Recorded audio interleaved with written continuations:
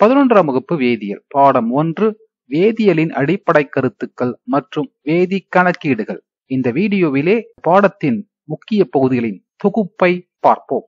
பாடம் 1 வேதியியலின் அடிப்படை கருத்துக்கள் மற்றும் வேதி கணக்கீடுகள். இந்த பகுதியிலே இப்பாடத்தில் உள்ள முக்கிய வரையறைகளை தெரிந்து கொள்வோமா?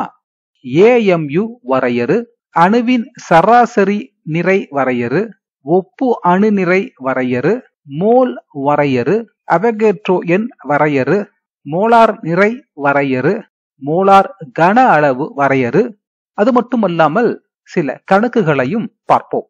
ஒருமைப்படுத்தப்பட்ட நிறை அல்லது அணு நிறை அலகு வரையறு, அதாவது unified atomic mass or atomic mass unit. உங்களுக்கு எல்லாம் தெரியும், அணு என்பது மிக சிறிய கண்ணுக்கு புலப்படாத நுண்துகள் என்று. அதன் நிறையை நேரடியாக அளவிட முடியாது. எனவே IUPAC international union of pure and applied chemistry அமைப்பானது கார்பன் 12 அணுவை நியம அணுவாக கொண்டு இதற்கான வரையறை உருவாக்கப்பட்டது. வரையறைக்கு போலாம். சிறும ஆற்றல் நிலையில் உள்ள ஒரு கார்பன் 12 அணுவின் நிறையில் 12 ஒரு பங்கு நிறை ஒருமைப்படுத்தப்பட்ட நிறை அல்லது அணு நிறை அலகு என அழைக்கப்படுகிறது. இந்த வரையறையில சிறும ஆற்றல் அப்படின்னா என்ன? தனிமங்கள் 2 வகையான ஆற்றல்கள்ல இருக்கும். ஒன்று சிறும ஆற்றல் நிலை, அதாவது கிரவுண்ட் ஸ்டேட் சொல்லுவோம். இன்னொரு நிலை எக்ஸைட்டட் ஸ்டேட், கிளர்வுற்ற நிலை. சிறும ஆற்றல் நிலையில தான் தனிமங்கள் அதிக நிலைப்புத்தன்மையுடன் இருக்கும். கிளர்வுறு ஆற்றல் நிலையில தனிமங்கள் சேர்மங்களை உருவாக்கக்கூடிய நிலையில இருக்கும். ஆக சிறும ஆற்றல் என்பது கிரவுண்ட் ஸ்டேட். ஒரு அணு நிறை அலகு, அதாவது அட்டாமிக் மாஸ் யூனிட் அல்லது ஒரு யூனிஃபைடு அட்டாமிக் மாஸ் என்பது 1.6605 × 10⁻⁻27 kgக்கு சமம். அடுத்தது அணுவின் சராசரி நிறைனா என்ன? Average atomic mass. வரையறைக்கு போறதுக்கு முன்னாடி இதை பார்க்கலாம். குளோரினின் சராசரி அணு நிறையை காண்க. உங்களுக்கு எல்லாம் தெரியும், குளோரின் ஆனது 2 வகையான ஐசோடோப்புகளில் காணப்படுகிறது. ஒரு ஐசோடோப் ஆனது Cl1735. இது இயற்கையில் 77% கிடைக்கிறது. அதே சமயத்தில் மற்றொரு ஐசோடோப் ஆனது Cl1737.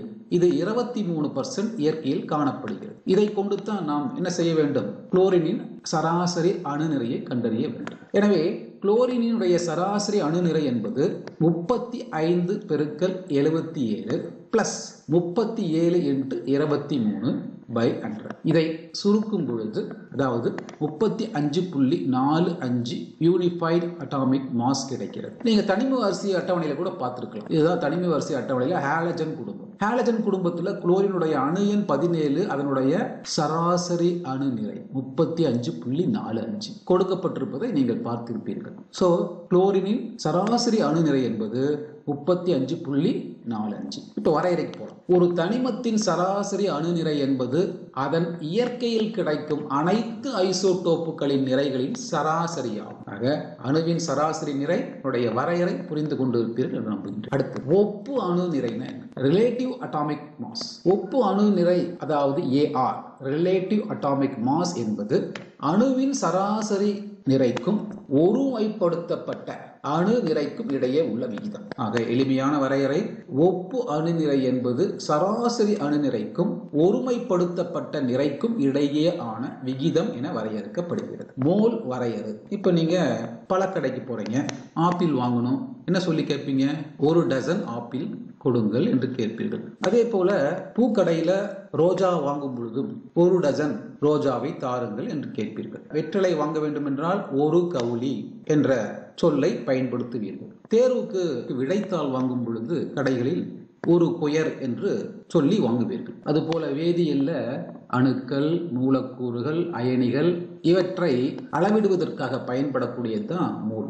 சோ மோலின் உடைய வரையறை இப்ப கவனிக்கலாம். 12 கிராம் கார்பன் 12 ஐசோடோப்பில் காணப்படும் கார்பன் 12 அணுக்களின் எண்ணிக்கைக்கு சமமான அடிப்படை துகள்களை பெற்றுள்ள ஒரு அமைப்பில் உள்ள பொருள்களின் அளவு 1 மோல் எனப்படும். இங்கேயும் கார்பன் 12 தான் எடுத்துக்கிட்டாங்க. ஏன் கார்பன் 12 எடுத்துக்கிட்டாங்கன்னா, கார்பன் தான் நிலைப்புத்தன்மையுடைய தனிமம். இந்த வரையறையில அடிப்படை துகள்கள் என்ற வார்த்தையும் இருக்கு. அடிப்படை துகள்கள்னா என்னன்னா, அது மூலக்கூறா இருக்கலாம், அணுக்களா இருக்கலாம், அயனிகளா இருக்கலாம், எலக்ட்ரான்களா இருக்கலாம். இதுதான் நம்ம அடிப்படை துகள்னு சொல்லுவோம். இன்னொரு முறை வரையறை பார்க்கலாம். 12 கிராம் கார்பன் 12 ஐசோடோப்பில் காணப்படும் கார்பன் அணுக்களின் எண்ணிக்கைக்கு சமமான அடிப்படை துகள்களை பெற்றுள்ள ஒரு அமைப்பில் உள்ள பொருள்களின் அளவு 1 மோல் எனப்படும். இந்த படத்துல 12 கிராம் கார்பன் எதுக்கு சமம்? 1 மோலுக்கு சமம். இந்த இடத்துல 23 கிராம் சோடியம் இருந்தா 1 மோலுக்கு சமம். அடுத்தது அவகேட்ரோ எண் அப்படின்னு இப்பதான் பார்த்தோம். 1 மோல் அளவுள்ள கார்பன்ல 12 கிராம் கார்பன் இருக்கும். 12 கிராம் கார்பன்ல இருக்கக்கூடிய கார்பன் அணுக்களின் எண்ணிக்கை 6.022 இன்டு 10⁻23 அணுக்கள். இந்த எண் தான் அவகேட்ரோ எண். வரையறை என்னவா இருக்கும்? 1 மோல் அளவுள்ள எந்த ஒரு சேர்மத்திலும் காணப்படும் உட்பொருட்களின் எண்ணிக்கை 6.022 இன்டு 10⁻23 சமம். இந்த எண் தான் அவகேட்ரோ எண். மோலார் நிறை வரையறை, அதாவது 1 மோல் அளவுள்ள எந்த ஒரு பொருளினுடைய நிறையும் மோலார் நிறைன்னு வரையறை. 1 மோல் அளவுள்ள ஒரு பொருளின் நிறையானது அதன் மோலார் நிறை என வரையறுக்கப்படுகிறது. மோலார் நிறையினுடைய அலகு என்ன? கிராம் பெர் மோல் அல்லது கிராம் மோல் இன்வர்ஸ். எடுத்துக்காட்டாக 1 மோல் கார்பன் அணுவினுடைய மோலார் நிறை 12 கிராம் மோல் இன்வர்ஸ். இதை சார்ந்த ஒரு கணக்கை பார்க்கலாம். கணக்கு 1. 1 மோல் குளுக்கோஸ் மூலக்கூறின் மோலார் நிறையை கணக்கிடுக. இந்த கணக்குல முதல்ல உங்களுக்கு தெரிய வேண்டியது குளுக்கோஸினுடைய மூலக்கூறு வாய்ப்பாடு C6H12O6. இதில் 6 கார்பன் 12 ஹைட்ரஜன் 6 ஆக்சிஜன் உள்ளது. இந்த கணக்கை செய்ய உங்களுக்கு தேவையான விவரமானது கார்பன் ஹைட்ரஜன் ஆக்சிஜனுடைய ஒப்பு அணு நிறைகள் இங்கே கொடுக்கப்பட்டுள்ளது. கார்பனின் ஒப்பு அணு நிறை 12.11. இதை நீங்கள் 12 என எடுத்துக்கொள்ள வேண்டும். ஹைட்ரஜனின் ஒப்பு அணு நிறையானது 1.01 எடுத்துக்கலாம். ஆக்சிஜனுடைய ஒப்பு அணு நிறையானது 15.99. இதை 16 என எடுத்துக்கொள்ள வேண்டும். இந்த மதிப்புகளை பயன்படுத்தும் பொழுது 6 × 12 பிளஸ் 12 × 1 பிளஸ் 6 × 16. இதை பெருக்க 72 பிளஸ் 12 பிளஸ் 96. இதை கூட்ட 180 gram mole inverse. 1 mole glucose மூலக்கூறின் மோலார் நிறை 180 கிராம் மோல் இன்வர்ஸ்.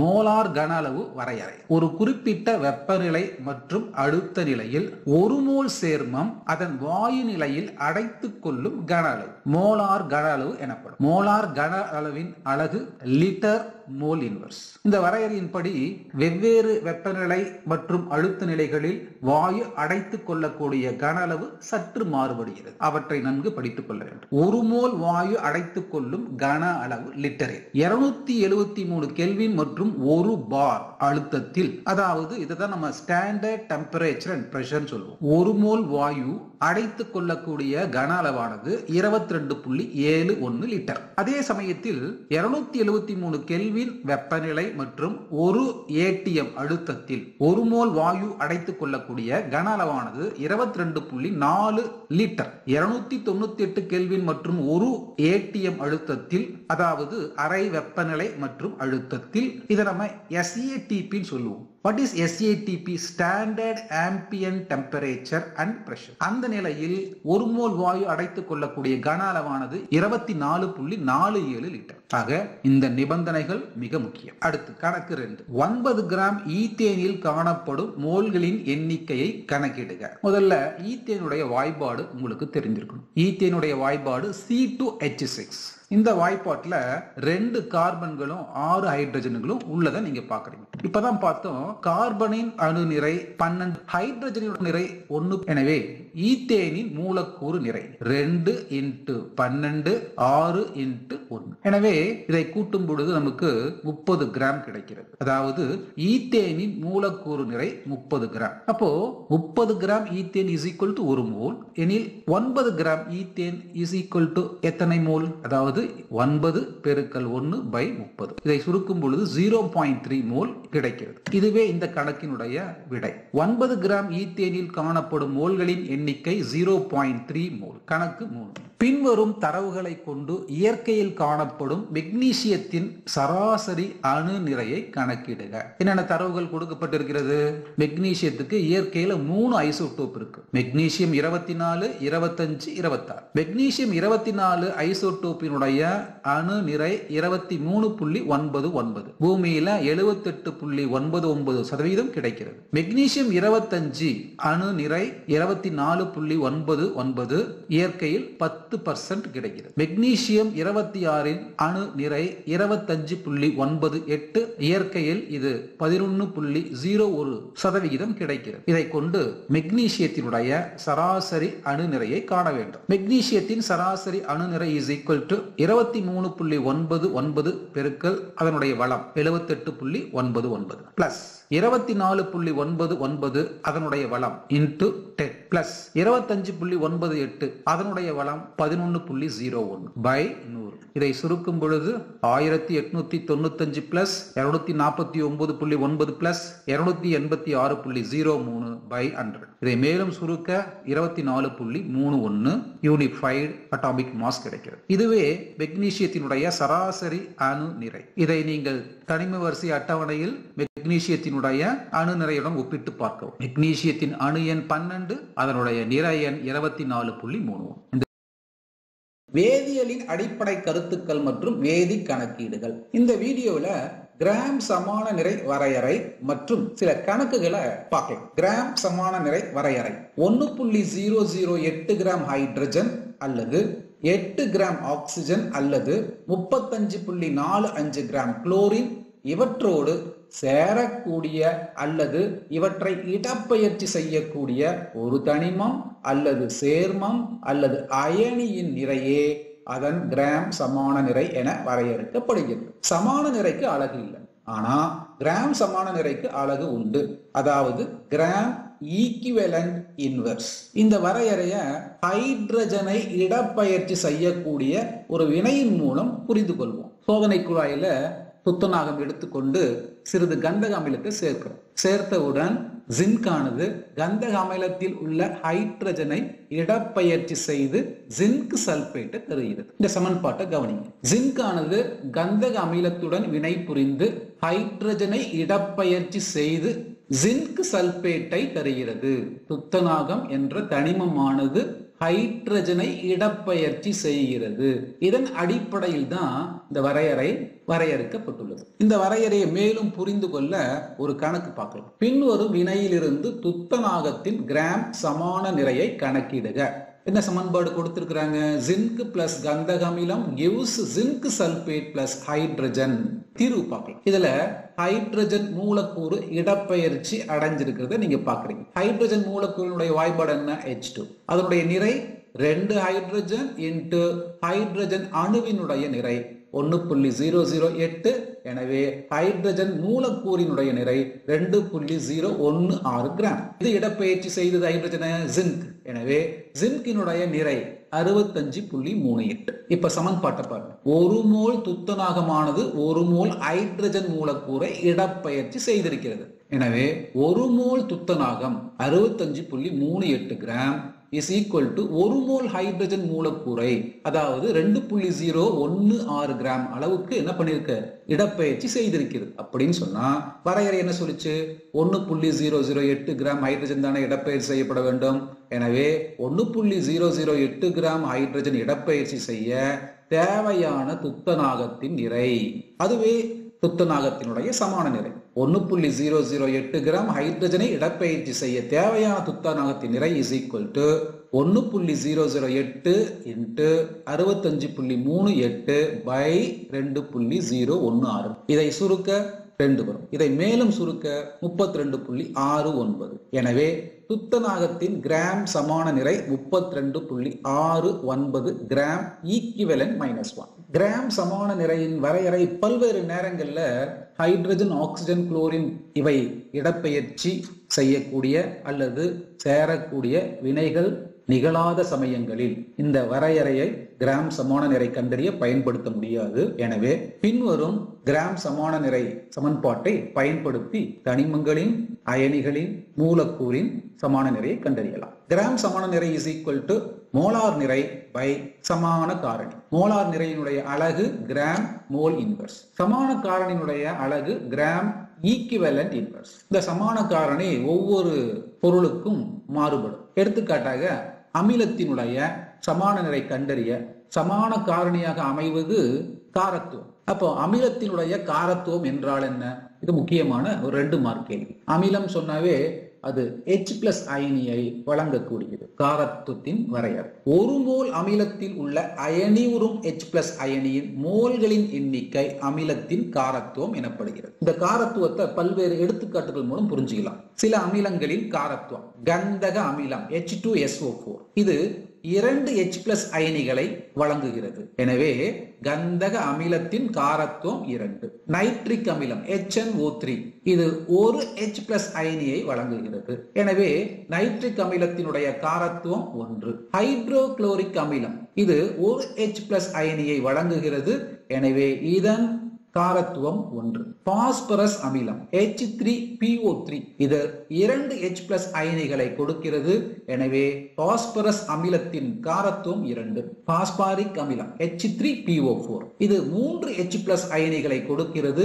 எனவே பாஸ்பாரிக் அமிலத்தினுடைய காரத்துவம் 3. ஆக காரத்துவம் என்பது அமிலம் வழங்கக்கூடிய H+ அயனியின் எண்ணிக்கை. அமிலங்களின் சமான நிறையை கணக்கிடுதல். இந்த 2 கணக்குகளை பார்க்கலாம். வாய்பாடு என்ன? கிராம் சமான நிறை is equal to மோலார் நிறை பை சமான காரணி. இந்த இடத்துல அமிலங்கள், அதனால சமான காரணிக்கு பதிலாக நாம் என்ன எடுத்துக்கொள்ளுகின்றோம் என்றால் அமிலத்தின் காரத்துவம். கணக்கு 1. HCl அமிலத்தின் கிராம் சமான நிறையினை கணக்கிடுக. கிராம் சமான நிறைக்கான வாய்பாடு. HCl காரத்துவம் இப்பதான் படிச்சோம் 1. HCl மோலார் நிறை தேவை அல்லவா? HCl வாய்ப்பாட்டுல ஒரு H இருக்கு, அதனுடைய நிறை 1 பிளஸ் ஒரு Cl அதனுடைய நிறை 35.45. எனவே மோலார் நிறை 36.45 கிராம் மோல் இன்வர்ஸ். எனவே HCl கிராம் சமான நிறை வாய்ப்பாட்டுல இந்த மதிப்புகளை சப்ஸ்டிட்யூட் பண்ணுங்க. மோலார் நிறை 36.45 gram mole inverse. HCl காரத்துவம் 1 equivalent mole inverse. அலகுகளை கேன்சல் செய்து சுருக்கும் பொழுது 36.45 கிராம் ஈக்குவலன்ட் இன்வர்ஸ். இதுவே ஹைட்ரோகுளோரிக் அமிலத்தினுடைய கிராம் சமான நிறை. கணக்கு 2. கந்தக அமிலத்தின் கிராம் சமான நிறையினை கணக்கிடுக. இது பொது தேர்விலே கேட்கப்பட்ட கேள்வி. கந்தக அமிலத்தினுடைய காரத்துவம். கந்தக அமிலம் 2 H+ அயனிகளை கொடுக்கிறது. எனவே 2 ஈக்குவலன்ட் மோல் இன்வர்ஸ். கந்தக அமிலத்தினுடைய மோலார் நிறை வாய்ப்பாட்டை பாருங்க. 2 ஹைட்ரஜன் அதனுடைய நிறை 1 பிளஸ் 1 சல்பர் அதனுடைய நிறை 32 பிளஸ் 4 ஆக்சிஜன் அதனுடைய நிறை 16. எனவே இதை பெருக்கி சுருக்க 98 கிராம் மோல் இன்வர்ஸ் கிடைக்கிறது. இதுவே கந்தக அமிலத்தினுடைய மோலார் நிறை. இந்த மதிப்புகளை மேற்கண்ட வாய்ப்பாட்டில் பிரதியிட மோலார் நிறை 98 கிராம் மோல் இன்வர்ஸ் பை கந்தக அமிலத்தினுடைய காரத்துவம் 2 ஈக்குவலன்ட் மோல் இன்வர்ஸ். அலகுகளை கேன்சல் செய்து சுருக்க 49 கிராம் ஈக்குவலன்ட் இன்வர்ஸ் கிடைக்கிறது. இதுவே கந்தக அமிலத்தினுடைய சமான நிறை. அடுத்து நாம் பார்ப்பது எளிய விகித வாய்பாடு, எம்பிரிக்கல் ஃபார்முலா மற்றும் மூலக்கூறு வாய்பாடு, மாலிகுலர் ஃபார்முலா, அதை சார்ந்த கணக்குகள். எளிய விகித வாய்பாடு, எம்பிரிக்கல் ஃபார்முலா. கீழ் வகுப்பிலே நாம் படித்திருப்போம். கரிம வேதியியலின் முக்கியமான சேர்மமான அசிட்டிக் அமிலத்தினுடைய வாய்பாடு CH3COOH. அசிட்டிக் அமிலத்தினுடைய மூலக்கூறு வாய்பாடு. இதில் 2 கார்பன்கள் உள்ளன, 4 ஹைட்ரஜன்கள் உள்ளன அண்ட் 2 ஆக்சிஜன்கள் உள்ளன. எனவே மூலக்கூறு வாய்பாடானது C2H4O2.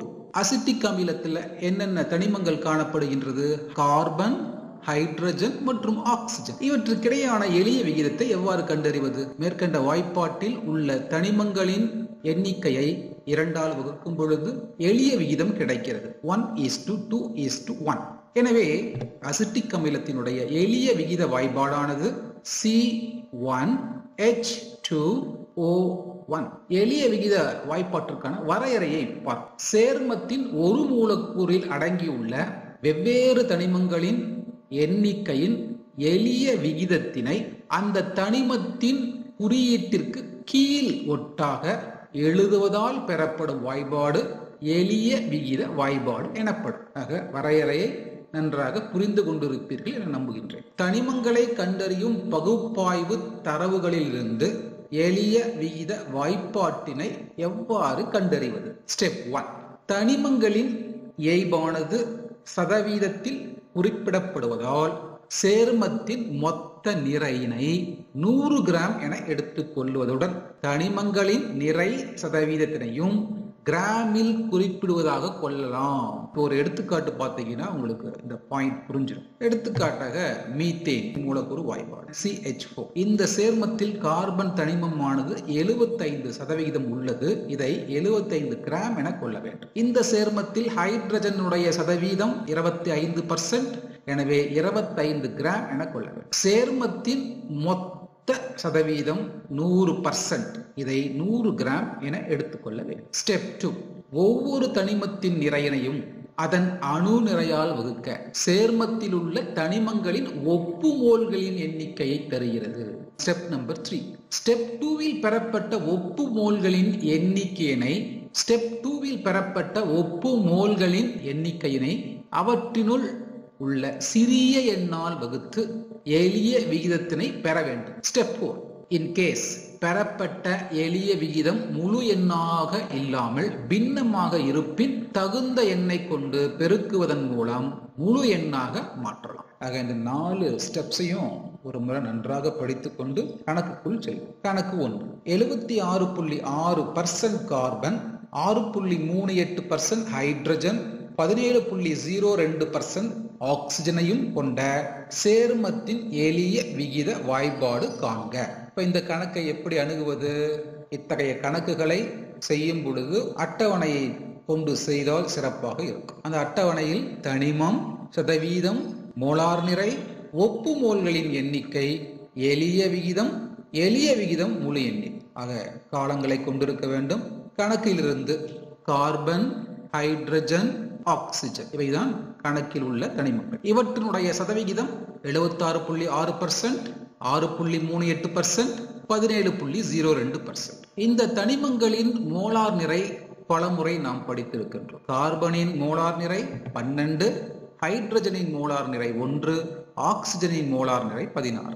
ஒப்பு மோல்களின் எண்ணிக்கை கணக்கிட வேண்டும். ஒப்பு மோல்களின் எண்ணிக்கை கணக்கிட தனிமத்தினுடைய நிறையை மோலார் நிறையால் வகுக்க கிடைப்பதுதான் ஒப்பு மோல்களின் எண்ணிக்கை.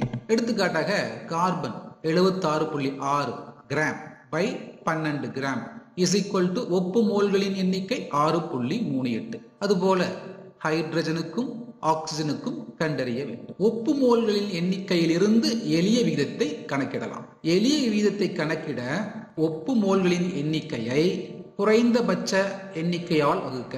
எடுத்துக்காட்டாக கார்பனை பாருங்களேன், 6.38 என்பது ஒப்பு மோல்களின் எண்ணிக்கை. அந்த ஒப்பு மோல்களின் எண்ணிக்கையிலேயே குறைந்தது ஆக்சிஜனுடைய ஒப்பு மோல்களின் எண்ணிக்கை. எனவே கார்பனின் ஒப்பு மோல்களின் எண்ணிக்கை 6.38ஐ ஆக்சிஜனின் ஒப்பு மோல்களின் எண்ணிக்கையால் வகுக்க. ஏன் வகுக்கணும்னு சொன்னா அதுதான் குறைஞ்ச ஒப்பு மோல் எண்ணிக்கை கொண்டிருக்கிறது. இதை வகுக்கும் பொழுது 6.01 கிடைக்கிறது. அதுபோல ஹைட்ரஜனுக்கும் ஆக்சிஜனுக்கும் கண்டறிய வேண்டும். அடுத்ததாக எளிய விகிதம் முழு எண்ணில் 6.01 என்பது 6க்கு சமம். எனவே எளிய விகிதம் முழு எண்ணில் கார்பனை பொறுத்தளவில் 6, ஹைட்ரஜனை பொறுத்தளவில் 6, ஆக்சிஜனை பொறுத்தளவில் 1. ஆக இந்த கணக்கினுடைய எளிய விகித வாய்ப்பாடானது கார்பன் 6, ஹைட்ரஜன் 6, ஆக்சிஜன் 1. ஆக எளிமையாக எளிய விகித வாய்ப்பாட்டை கண்டறிவதை நாம் கற்றுக்கொண்டோம். அடுத்த கணக்கு. பின் வருவனவற்றின் எளிய விகித வாய்ப்பாடுகளை கண்டறிக. இத்தகைய கணக்குகளையும் தேர்வுக்கு எதிர்பார்க்கலாம். தேனில் உள்ள ஃப்ரக்டோஸினுடைய எளிய விகித வாய்ப்பாடு. இவ்வாறான கேள்விகளுக்கு கொடுக்கப்பட்ட சேர்மத்தினுடைய மூலக்கூறு வாய்ப்பாடு தெரிந்திருக்க வேண்டும். ஃப்ரக்டோஸினுடைய மூலக்கூறு வாய்ப்பாடு C6H12O6. ஃப்ரக்டோஸில் கார்பன், ஹைட்ரஜன், ஆக்சிஜன் தனிமங்கள் உள்ளதை நாம் பார்க்கிறோம். இவற்றினுடைய எளிய விகிதம் இந்த வாய்ப்பாட்டில் உள்ள தனிமங்களினுடைய எண்ணிக்கையை 6ஆல் வகுக்க 1:2:1. இதுதான் எளிய விகிதம். எனவே ஃப்ரக்டோஸினுடைய எளிய விகித வாய்ப்பாடானது C1H2O1 மூலக்கூறு வாய்ப்பாடு. எடுத்துக்காட்டாக ஹைட்ரஜன் பெராக்சைடு. ஹைட்ரஜன் பெராக்சைடுடைய எளிய விகித வாய்ப்பாடானது HO. ஒரு ஹைட்ரஜனும் ஒரு ஆக்சிஜனும் உள்ளது. இதன் மூலக்கூறு வாய்ப்பாடு எளிய விகித வாய்ப்பாட்டை ஒரு முழு எண்ணால் பெருக்க கிடைப்பது மூலக்கூறு வாய்ப்பாடு. ஹைட்ரஜன் பெராக்சைடின் எளிய விகித வாய்ப்பாடு HO. இதை 2ஆல் பெருக்கும் பொழுது கிடைக்கின்றது H2O2. இதுவே ஹைட்ரஜன் பெராக்சைடின் மூலக்கூறு வாய்ப்பாடு. மூலக்கூறு வாய்ப்பாட்டினுடைய வரையறை என்ன? சேர்மத்தின் ஒரு மூலக்கூறில் உள்ள அனைத்து தனிமங்களின் சரியான எண்ணிக்கையினை அத்தனிமத்தின் குறியீட்டிற்கு கீழ் ஒட்டாக குறிப்பிட்டு எழுதுவதால் பெறப்படும் வாய்ப்பாடு மூலக்கூறு வாய்ப்பாடு ஆகும். எளிய விகித வாய்ப்பாட்டிலிருந்து எவ்வாறு மூலக்கூறு வாய்ப்பாட்டை கண்டறிவது? அதற்கு என்ன தேவைன்னா முழு எண் வேணும். அது 2, 3, 4, 5 முழு எண் வேணும். ஏதோ ஒரு முழு எண்ணை போட்டுவிட முடியாது. அப்போ முழு எண்ணை கண்டுபிடிப்பதற்கு சேர்மத்தின் மோலார் நிறை தெரிந்திருக்க வேண்டும். அதை எளிய விகித வாய்ப்பாட்டின் நிறையால் வகுக்க ஒரு முழு எண் கிடைக்கும். அந்த முழு எண்ணை பயன்படுத்தி மூலக்கூறு வாய்ப்பாட்டை கண்டறியலாம். எடுத்துக்காட்டாக அசிட்டிக் அமிலத்தின் எளிய விகித வாய்ப்பாடு CH2O. ஒரு கார்பன், 2 ஹைட்ரஜன், 1 ஆக்சிஜன். அசிட்டிக் அமிலத்தின் மூலக்கூறு வாய்ப்பாடு CH2O into 2. அப்போ அந்த முழு எண், இந்த முழு எண் எவ்வாறு பெறப்பட்டது என்றால் அசிட்டிக் அமிலத்தின் மோலார் நிறையை எளிய விகித வாய்ப்பாட்டின் நிறை கொண்டு வகுக்கும் பொழுது கிடைத்தது. ஆக எளிய விகித வாய்ப்பாட்டை முழு எண்ணால் பெருக்க அசிட்டிக் அமிலத்தின் வாய்ப்பாடான C2H4O2 கிடைக்கிறது. அதாவது அசிட்டிக் அமிலத்தின் மூலக்கூறு வாய்ப்பாடு CH2O into 2 is equal to C2H4O2. கணக்கு 1. லாக்டிக் அமிலத்தின் எளிய விகித வாய்ப்பாடு CH2O எனில் லாக்டிக் அமிலத்தின் மூலக்கூறு வாய்ப்பாட்டை கண்டறிக. லாக்டிக் அமிலத்தின் மோலார் நிறை 90 கிராம் மோல் இன்வர்ஸ். தீர்வு: முழு எண்ணை கண்டுபிடிப்பதற்கான வாய்ப்பாடு. முழு எண் n is equal to சேர்மத்தின் மோலார் நிறை by எளிய விகித வாய்ப்பாட்டு நிறை. எளிய விகித வாய்ப்பாடு CH2O. இதனுடைய நிறை என்ன? இந்த வாய்ப்பாட்டில் உள்ள தனிமங்கள் CHO. இவற்றினுடைய அணு நிறைகள் கார்பனுக்கு 12, ஹைட்ரஜனுக்கு 1, ஆக்சிஜனுக்கு 16. வாய்ப்பாட்டில் உள்ள தனிமங்களின் எண்ணிக்கை கார்பன் 1, ஹைட்ரஜன் 2, ஆக்சிஜன் 1. இவற்றை பெருக்கி கூட்ட லாக்டிக் அமிலத்தின் எளிய விகித வாய்ப்பாட்டு நிறை 30. எனவே எளிய விகித வாய்ப்பாடு CH2O வின் நிறை is equal to 30 gram mole inverse. இப்ப முழு எண் கண்டுபிடிக்க வேண்டும். முழு எண்ணினுடைய வாய்ப்பாட்டுல மோலார் நிறை, சேர்மத்தின் மோலார் நிறை 90 கிராம் மோல் இன்வர்ஸ் பை வாய்ப்பாட்டு நிறை 30 கிராம் மோல் இன்வர்ஸ். அலகுகளை அடித்து வகுக்கும் பொழுது 3 என்ற முழு எண் கிடைக்கிறது. எனவே லாக்டிக் அமிலத்தின் மூலக்கூறு வாய்ப்பாடு ஈக்குவல் டு எளிய விகித வாய்ப்பாடு இன்டு முழு எண் 3 இஸ் ஈக்குவல் டு C3H6O3. இதுவே லாக்டிக் அமிலத்தின் மூலக்கூறு வாய்ப்பாடாகும். லாக்டிக் அமிலம் என்பது உங்களுக்கு தெரிந்ததுதான். அது பாலில் காணப்படுகின்ற அமிலம். கணக்கு 2. பென்சின் எளிய விகித வாய்ப்பாடு CH. பென்சினின் மூலக்கூறு வாய்ப்பாடு கண்டறிக. பென்சினின் மோலார் நிறை 78 கிராம் மோல் இன்வர்ஸ். தீர்வு: முழு எண் கண்டுபிடிப்பதற்கான வாய்ப்பாடு. எளிய விகித வாய்ப்பாடு CH நிறை. எளிய விகித வாய்ப்பாட்டில் உள்ள தனிமங்கள் C மற்றும் H. அவற்றினுடைய நிறை, அவற்றினுடைய எண்ணிக்கை, அவற்றை பெருக்க எளிய விகித வாய்ப்பாட்டு நிறை 13 கிராம் மோல் இன்வர்ஸ் கிடைக்கிறது. எனவே முழு எண் is equal to பென்சினின் மோலார் நிறை 78 கிராம் மோல் இன்வர்ஸ் பை பென்சினின் எளிய விகித வாய்ப்பாட்டு நிறை 13 கிராம் மோல் இன்வர்ஸ்.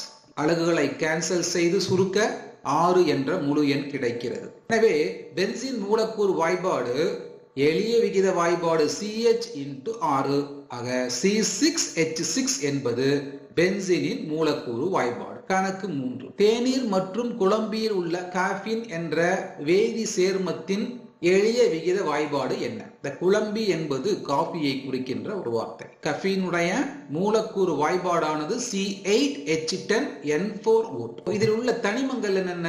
கார்பன் உள்ளது, ஹைட்ரஜன் உள்ளது, நைட்ரஜன் உள்ளது, ஆக்சிஜன் உள்ளது. எனவே இவற்றினுடைய எளிய விகிதம் என்ன? இந்த மூலக்கூறு வாய்ப்பாட்டை 2ஆல் வகுக்க 4:5:2:1. எனவே காஃபினின் எளிய விகித வாய்ப்பாடு C4H5N2O1.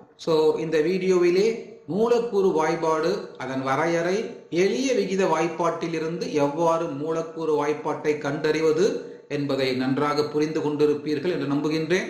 இந்த வீடியோ உங்களுக்கு பிடித்திருந்தால் லைக் பண்ணுங்க, ஷேர் பண்ணுங்க, கமெண்ட் பண்ணுங்க, மறக்காம சப்ஸ்கிரைப் பண்ணுங்க. தேங்க்யூ.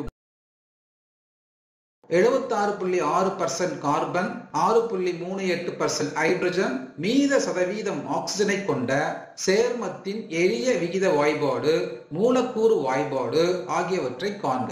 சேர்மத்தின் ஆவி அடர்த்தி 47 என்று கொடுக்கப்பட்டுள்ளது. இந்த கணக்கிலே ஆக்சிஜனுடைய சதவீதம் கொடுக்கப்படவில்லை. அதுபோல மூலக்கூறு வாய்பாடு கண்டறிய தேவைப்படக்கூடிய அந்த சேர்மத்தினுடைய மோலார் நிறை கொடுக்கப்படவில்லை. அதற்கு பதிலாக சேர்மத்தின் ஆவி அடர்த்தி கொடுக்கப்பட்டுள்ளது. இதை எவ்வாறு தீர்ப்பது? முதலில் எளிய விகித வாய்பாடை காணலாம். எளிய விகித வாய்பாடை கண்டறிய அட்டவணை அமைத்துக் கொண்டால் சிறப்பாக இருக்கும். தனிமம், சதவீதம், மோலார் நிறை, ஒப்பு மோல்களின் எண்ணிக்கை, எளிய விகிதம் முழு எண்ணி. கணக்கில் கொடுக்கப்பட்டிருக்கின்ற தனிமங்கள் கார்பன், ஹைட்ரஜன், ஆக்சிஜன். அவற்றின் சதவிகிதம் 76.6%, 6.38%.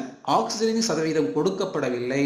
நமக்கு தெரியும் சேர்மத்தின் மொத்த சதவீதமானது எப்பொழுதும் 100ஆக இருக்கும் என்று. அதில் கார்பன் மற்றும் ஹைட்ரஜனின் சதவீதங்களை கழிக்கும் பொழுது மீதமுள்ள 17.02% ஆக்சிஜனின் சதவிகிதம். அதை இங்கே அப்ளை செய்து கொள்வோம். Oxygen is equal to 17.02. Molar நிறை, கார்பனின் மோலார் நிறை 12, ஹைட்ரஜனின் மோலார் நிறை 1, ஆக்சிஜனின் மோலார் நிறை 16. ஒப்பு மோல்களின் எண்ணிக்கை எவ்வாறு கண்டறிவது?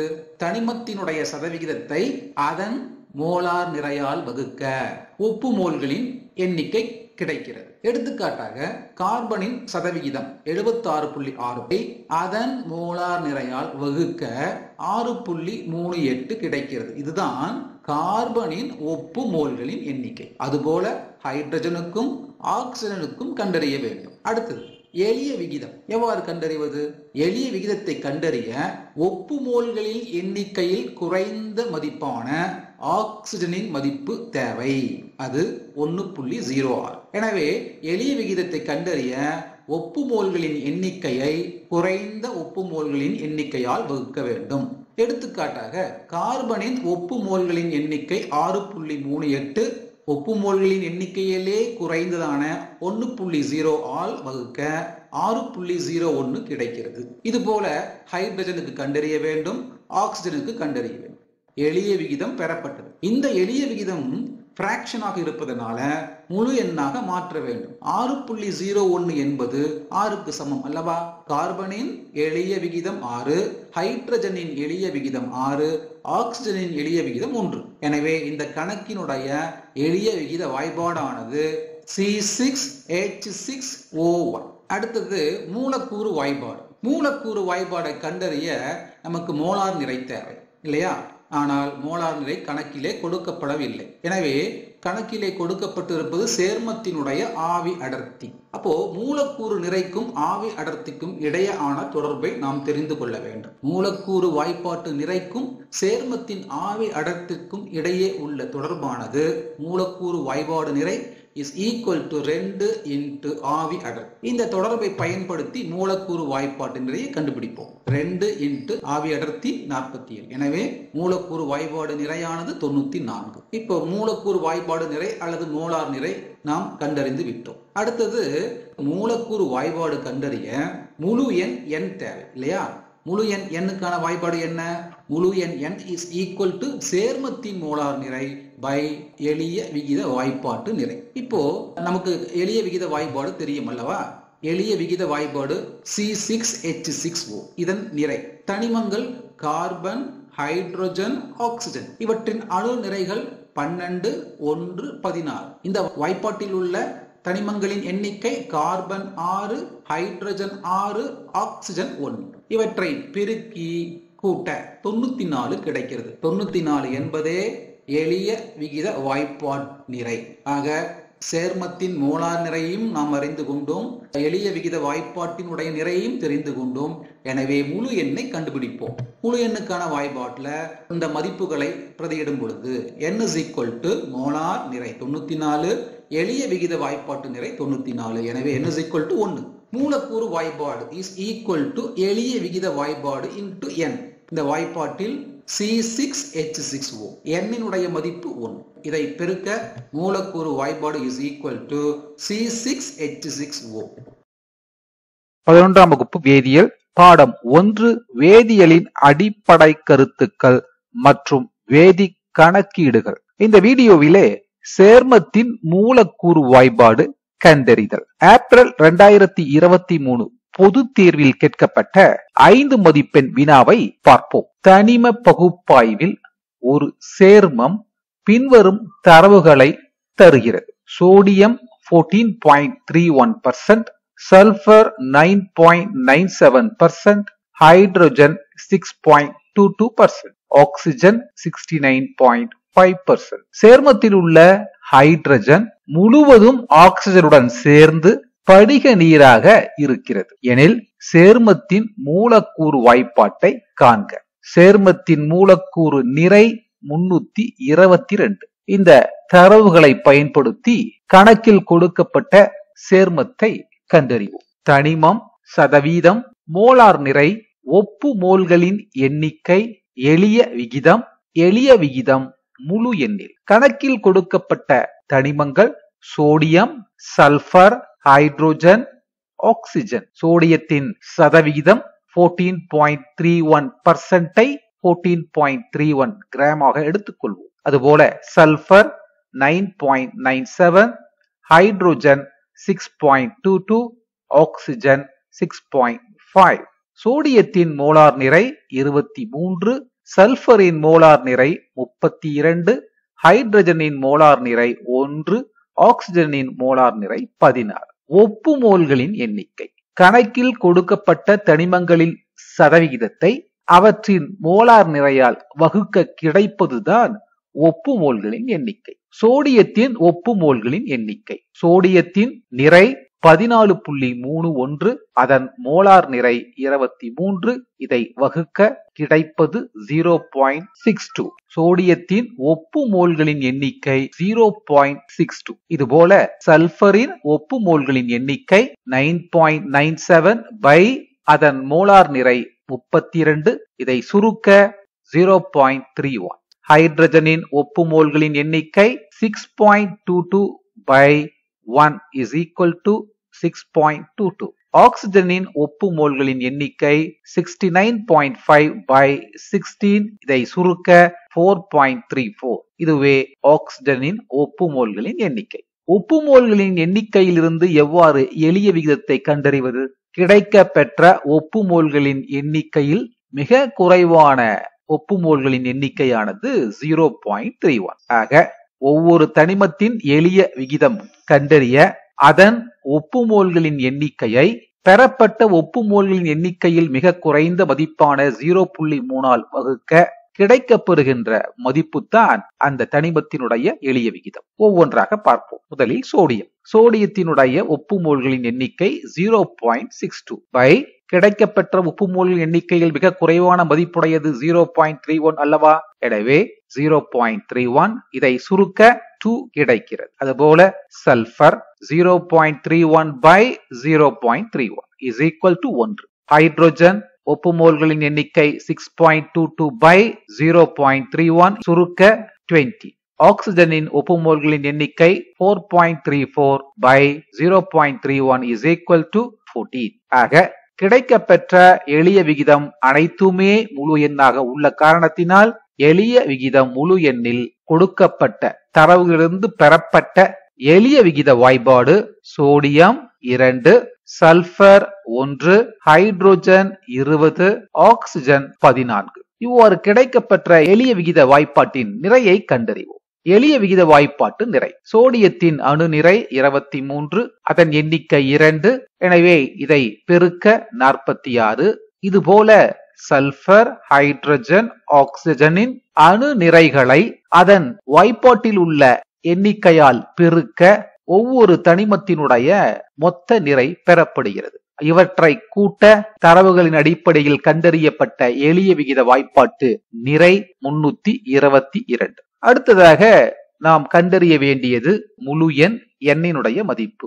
எண்ணினுடைய மதிப்பை கண்டறிய பயன்படுகின்ற வாய்பாடானது முழு எண் n = சேர்மத்தின் மோலார் நிறை by எளிய விகித வாய்ப்பாட்டு நிறை. கணக்கில் கொடுக்கப்பட்ட சேர்மத்தின் மோலார் நிறை 322 அல்லவா? கண்டறியப்பட்ட எளிய விகித வாய்ப்பாட்டு நிறை 322. எனவே எண்ணினுடைய மதிப்பானது 1. ஆக கணக்கில் கொடுக்கப்பட்ட தரவுகளின் அடிப்படையில கண்டறியப்பட்ட மூலக்கூறு வாய்பாடு is equal to எளிய விகித வாய்பாடு into n. எளிய விகித வாய்பாடு Na2SH20O14.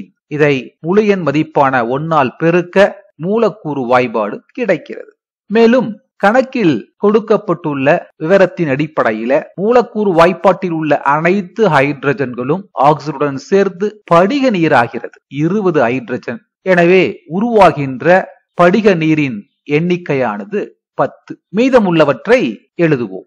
Na2S மீதமுள்ள ஆக்சிஜனுடைய எண்ணிக்கை 4. ஆக கணக்கில் கொடுக்கப்பட்ட தரவின் அடிப்படையில் கண்டறியப்பட்ட மூலக்கூறு வாய்பாடு Na2SO4.10H2O, அதாவது படிக சோடியம் சல்பேட். இந்த வீடியோ உங்களுக்கு பிடித்திருந்தால் லைக். அடுத்து நாம் தெரிந்து கொள்வது வேதிவினை கூறு விகிதம் வரையறு மற்றும் அதை சார்ந்த கணக்குகள். வேதிவினை கூறு விகிதம் ஸ்டாய்கியோமெட்ரி அப்படின்னா என்ன? இங்க நீங்க carbon solid plus oxygen case இவை இரண்டும் வினை புரிந்து கார்பன் டை ஆக்சைடு வாயுவை தருகிறது. இந்த வினையில் கார்பன் மற்றும் ஆக்சிஜன் ஆனது வினைப்படு பொருள்கள் எனவும் கார்பன் டை ஆக்சைடு வினை விளைபொருள் எனவும் உங்களுக்கு தெரியும். இந்த சமன்பாடானது ஒரு சமன் செய்யப்பட்ட சமன்பாடு. இந்த சமன்பாட்டின் மூலம் நாம் என்ன தெரிந்து கொள்ளலாம்? ஒரு மோல் கார்பன், இந்த சிம்பல் ஆனது ஈக்குவலன்ஸை குறிக்கிறது. தமிழிலே சர்வசமம் என்று கேள்விப்பட்டிருப்பீர்கள். ஆனால் வேதிவினை கூறு விகித பகுதியிலே இதை வேதிவினை கூறு விகித அடிப்படையில் சமம் என கொள்ள வேண்டும். ஒரு மோல் கார்பன் வேதிவினை கூறு விகித சமம் ஒரு மோல் ஆக்சிஜன் வேதிவினை கூறு விகித அடிப்படையில் சமம் ஒரு மோல் கார்பன் டை ஆக்சைடு. இந்த தொடர்பைத்தான் இந்த சமன்பாட்டின் மூலம் நாம் அறிய முடியும். எனவே வரையறைக்கு செல்லுவோம். வேதிவினை கூறு விகிதம் வரையறை. சமன் செய்யப்பட்ட வேதி சமன்பாட்டில் வினைப்படு மற்றும் வினை விளை பொருட்கள் ஆகியவற்றுக்கு இடையே ஆன மோல் எண்ணிக்கை தொடர்பினை வேதிவினை கூறு விகிதம் என்கிறோம். ஆக வரையறை நன்கு புரிந்து கொண்டிருப்பீர்கள் என நம்புகின்றேன். வேதிவினை கூறு விகித கணக்கீடுகள். வேதிவினை கூறு விகித தொடர்பை கூற சமன் செய்யப்பட்ட சமன்பாடு தேவை. சமன் செய்யப்பட்ட சமன்பாட்டில் இருப்பது வினைப்படு பொருள்கள் மற்றும் வினை விளை பொருட்கள். ஆக இங்க நிறை என்பது வினைப்படு பொருள் அல்லது வினை விளை பொருளை குறிக்கும். நிறை M அந்த வேதி பொருளினுடைய மோலார் நிறையால் வகுக்க அந்த வேதி சேர்மத்தின் மோல்களின் எண்ணிக்கை n பெறலாம். மோல்களின் எண்ணிக்கை n ஐ 22.4 ஆல் பெருக்க 0 டிகிரி C மற்றும் 1 வளி மண்டல அழுத்தத்தில் அந்த வேதி சேர்மத்தின் கன அளவு V ஐ அறியலாம்.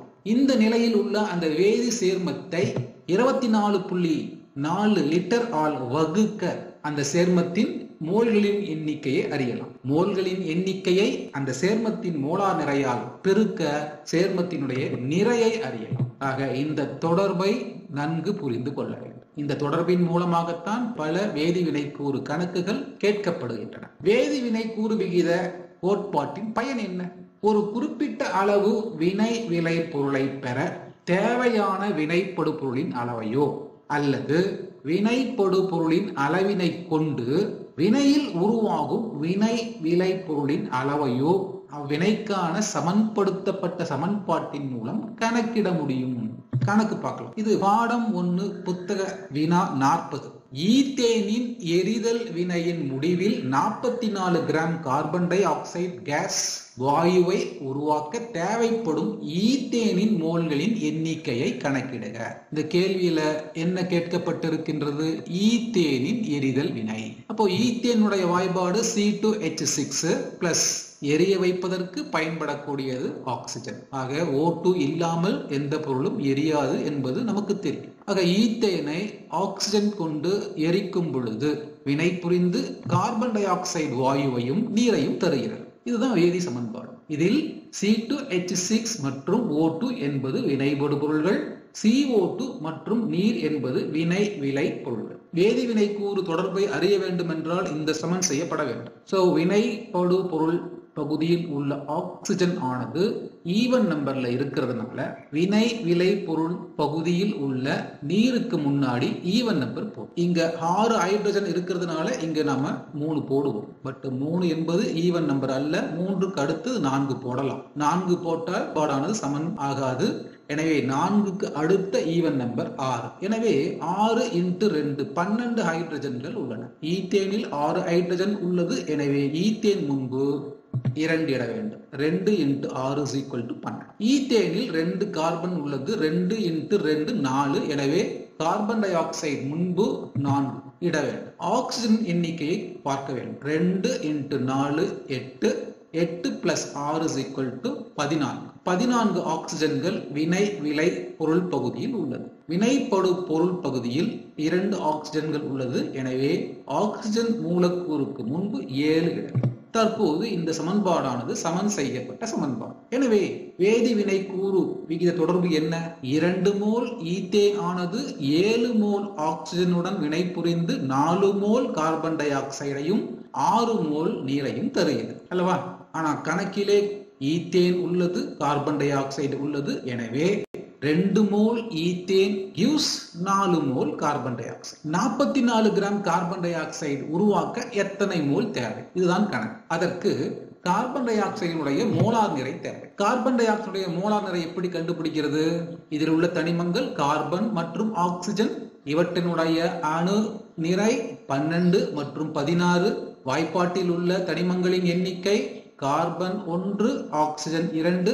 இவற்றை பெருக்கி கூட்ட 44 கிடைக்கிறது. எனவே கார்பன் டை ஆக்சைடு மோலார் நிறை 44 கிராம் மோல் இன்வெர்ஸ் ஆகும். 2 மோல் ஈத்தேன் ஆனது 4 மோல் கார்பன் டை ஆக்சைடை கொடுக்கிறது அல்லவா? அப்ப 1 மோல் கார்பன் டை ஆக்சைடில் எத்தனை கிராம் இருக்கு? 44. எனவே 4 × 44 கார்பன் டை ஆக்சைடு. கணக்கிலே கேட்கப்பட்டது 44 கிராம் கார்பன் டை ஆக்சைடை பெற எத்தனை மோல் ஈத்தேன். எனவே 44 கிராம் கார்பன் டை ஆக்சைடு பெற தேவைப்படும் ஈத்தேனின் மோல்களின் எண்ணிக்கை இஸ் ஈக்குவல் டு, நன்கு கவனிக்கவும், 2 × 44 by 4 × 44 இஸ் ஈக்குவல் டு 176. இதை பெருக்கி 176 ஆல் வகுத்து அலகுகளை கேன்சல் செய்யும் பொழுது 0.5 மோல் கிடைக்கிறது. எனவே 44 கிராம் கார்பன் டை ஆக்சைடு வாயுவை பெற 0.5 மோல் ஈத்தேன் தேவை. இந்த வீடியோவின் மூலமாக வேதிவினை கூறு விகிதம் மற்றும் அதை சார்ந்த கணக்கை நன்கு புரிந்து கொண்டிருப்பீர்கள் என நம்புகின்றேன். அடுத்து நாம் பார்ப்பது வினை கட்டுப்பாட்டு காரணி, அதாவது லிமிட்டிங் ரியேஜென்ட் மற்றும் அதை சார்ந்த கணக்குகள். வினை கட்டுப்பாட்டு காரணி, லிமிட்டிங் ரியேஜென்ட்ஸ். வேதி வினை கூறு விகித அடிப்படையில் அமையாத அளவினை கொண்ட வினைப்படு பொருட்களை கொண்டு வினை நிகழ்த்தப்படும் போது உருவாகும் விளை பொருள்களின் அளவானது எந்த வினைப்படு பொருள் முதலில் முழுவதுமாக வினைப்படுகிறதோ அந்த வினைப்படு பொருளை சார்ந்து அமையும். இவ் வினைப்படு பொருள் வினை தொடர்ந்து நிகழ்வதை கட்டுப்படுத்துகிறது. இது வினை கட்டுப்பாட்டு காரணி என அழைக்கப்படுகிறது. மற்ற வினைப்படு பொருள்கள் மிகுதியான வினை பொருட்கள் எக்ஸஸ் ரியேஜென்ட்ஸ் என வருகிறது. ஒரு கணக்கின் மூலமாகத்தான் இந்த வரையை மிக எளிமையாக புரிந்து கொள்ள முடியும். ஒரு கணக்கு பார்க்கலாம். ஒரு செயல்முறையில் 646 கிராம் அமோனியாவானது 1.144 kg கார்பன் டை ஆக்சைடுடன் வினை புரிய அனுமதிக்கப்பட்டு யூரியா உருவாக்கப்படுகிறது. இந்த கணக்குல 2 கேள்விகள் கொடுக்கப்பட்டிருக்கிறது. ஒன்று, உருவாகும் யூரியாவின் அளவினை கிராமில் கண்டறிக. இரண்டாவது, வினை கட்டுப்பாட்டு காரணி யாது? இந்த கணக்கில் என்ன கொடுக்கப்பட்டிருக்கிறது? அமோனியா 646 கிராம் அளவு கார்பன் டை ஆக்சைடுடன் வினை புரிகிறது. கார்பன் டை ஆக்சைடானது 1.144 kg என்ற அளவிலே கொடுக்கப்பட்டிருக்கின்றது. ஆனால் யூரியாவினுடைய அளவினை கிராமில் கண்டறிய வேண்டும். எனவே இந்த கேஜில் கொடுக்கப்பட்டிருக்கின்ற அந்த மதிப்பை கிராமுக்கு மாற்றிக்கொள்ள வேண்டும். அதாவது கார்பன் டை ஆக்சைடுடைய அளவானது 1144 கிராம். இந்த கணக்கை தீர்ப்பதற்கு வேற என்ன தேவை? அமோனியாவினுடைய மோலார் நிறை தெரிய வேண்டும். அமோனியாவினுடைய மோலார் நிறையானது 17 கிராம் மோல் இன்வெர்ஸ். இந்த எண் எவ்வாறு கிடைத்தது? அமோனியாவினுடைய வாய்ப்பாடு NH3, இருக்கின்ற ஹைட்ரஜனுடைய எண்ணிக்கை 3, அதனுடைய அணு நிறை 1, எனவே மொத்த நிறை 3. நைட்ரஜனுடைய எண்ணிக்கை 1, அதனுடைய அணு நிறை 14, மொத்த நிறை 14.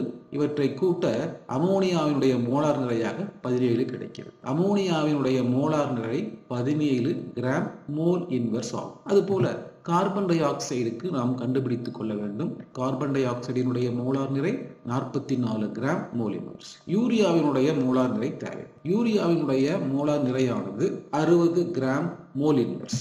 யூரியாவிலே ஒரு கார்பன் உள்ளது, எனவே 12. 2 நைட்ரஜன்கள் உள்ளன, எனவே 14 × 2 = 28. 4 ஹைட்ரஜன்கள் உள்ளன, 4 × 1 = 4. ஒரு ஆக்சிஜன் உள்ளது, எனவே 1 × 16 = 16. இவற்றை கூட்ட 60.